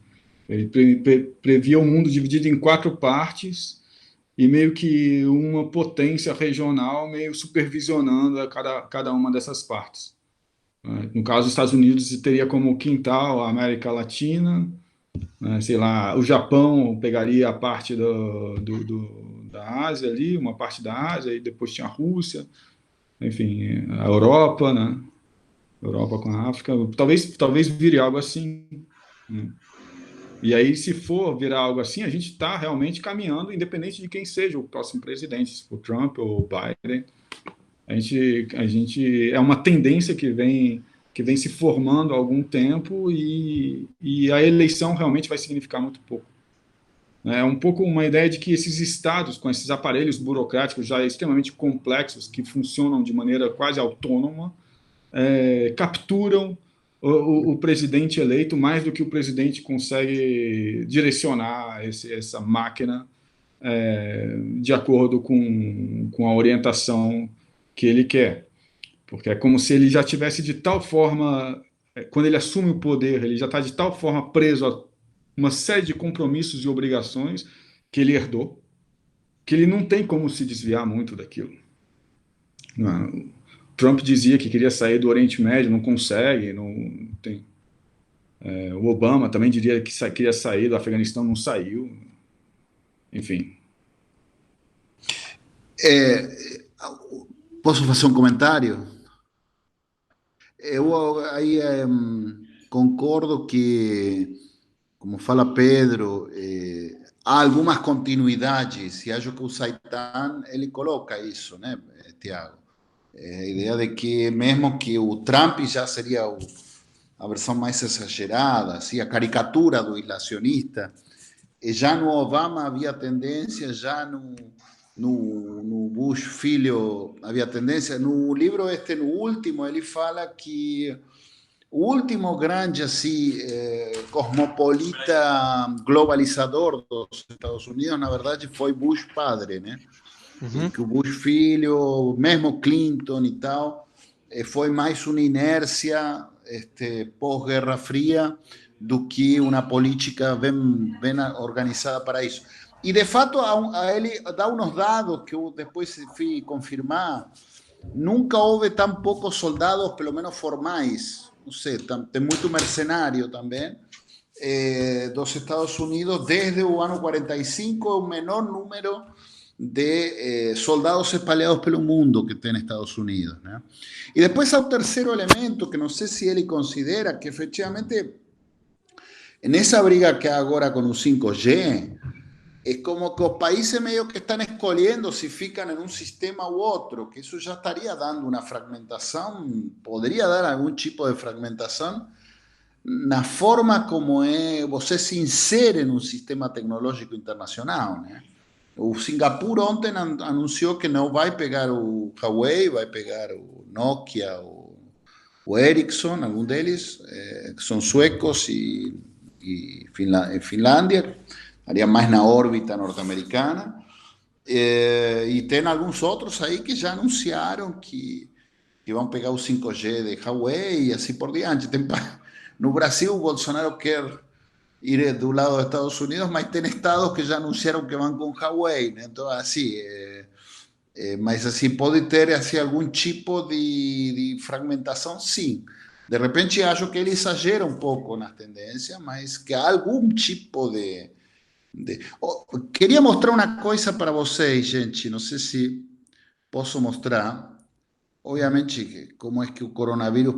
Posso mostrar, Thiago? Pode, claro. A ver se dá para mostrar. Permitir. Aí está conseguindo ver? Sim. Agora, Sim. Grande pressão e crisis, está em espanhol, crise global do Covid 2019. Estão vendo isso? Uhum. Sim. Esta é a típica representação, acho que é Klinderberger que inventou esta, que quando você está mais perto do borde cada uma destas coisas são os meses do ano. Você vê que isso tem janeiro, estão conseguindo ver aí? Fevereiro, março, abril, vem isso? Tá? Uhum. Bem, e aí as cores vão aos diferentes anos. Então, por exemplo, no 1929, o maior nível do comércio era aqui em janeiro de 1929. Aí vai caindo, fevereiro cai, você já está mais perto do centro, entendeu? Uhum. E há um comércio internacional que vai encolhendo, até chegar ao nível mais baixo, que é aí pelo 33, que deve ser janeiro, fevereiro de 1933. Aí é o nível mais baixo do comércio chegou aí. Então é um encolhimento aí. Aí houve, efetivamente, seria um pouco o cenário que está prevendo o Zaidan, um encolhimento forte, grosseiro do comércio internacional, uma queda de mais de 60%. Pelo menos em valores, né? E aqui temos algumas já tendências com o Covid. Obviamente que não tem tantos anos assim, são os primeiros meses, tem dado até abril, mas, gente, olha a queda que há de dezembro de 2019, que é isto aqui, a abril, só abril. Estava começando o negócio de 2020. Então, está encolhendo, está indo... Acho que o encolhimento, está bom, é uma pandemia, né? O encolhimento vai mais rápido que na crise do 30. Se é que vai dar um negócio semelhante ou não, mas o Covid já, ele mesmo já está dando um encolhimento do comércio internacional muito, muito, muito grande, né? Então, não sei se é uma predição de Zaidan, porque na verdade o Zaidan não é que ele está antecipando o Covid, mas o Covid tende a fechar efetivamente, vamos dizer assim, as tendências globalizadoras, a quebrar as cadeias globais de valor e assim por diante. E se isso se prolongar um pouco mais, e se continuar esses desastres naturais que tem aí como é que se fala em português novamente? Me desculpa aí que estou... Gafanhoto. O cafanhoto. Esse cafanhoto está pegando, já pegou o centro agrícola da Argentina, entrou vem do Paraguai e está entrando no Brasil pesado. Não sei se vocês estão acompanhando isso. Se continuar esses desastres aí, cafanhoto, poeira da Amazônia, Covid e tal, bom, sei lá o que vai acontecer com o comércio internacional, né? Vai ser assim, não sei se o Zaidan está antecipando isso, mas vai na direção que ele fala, sim.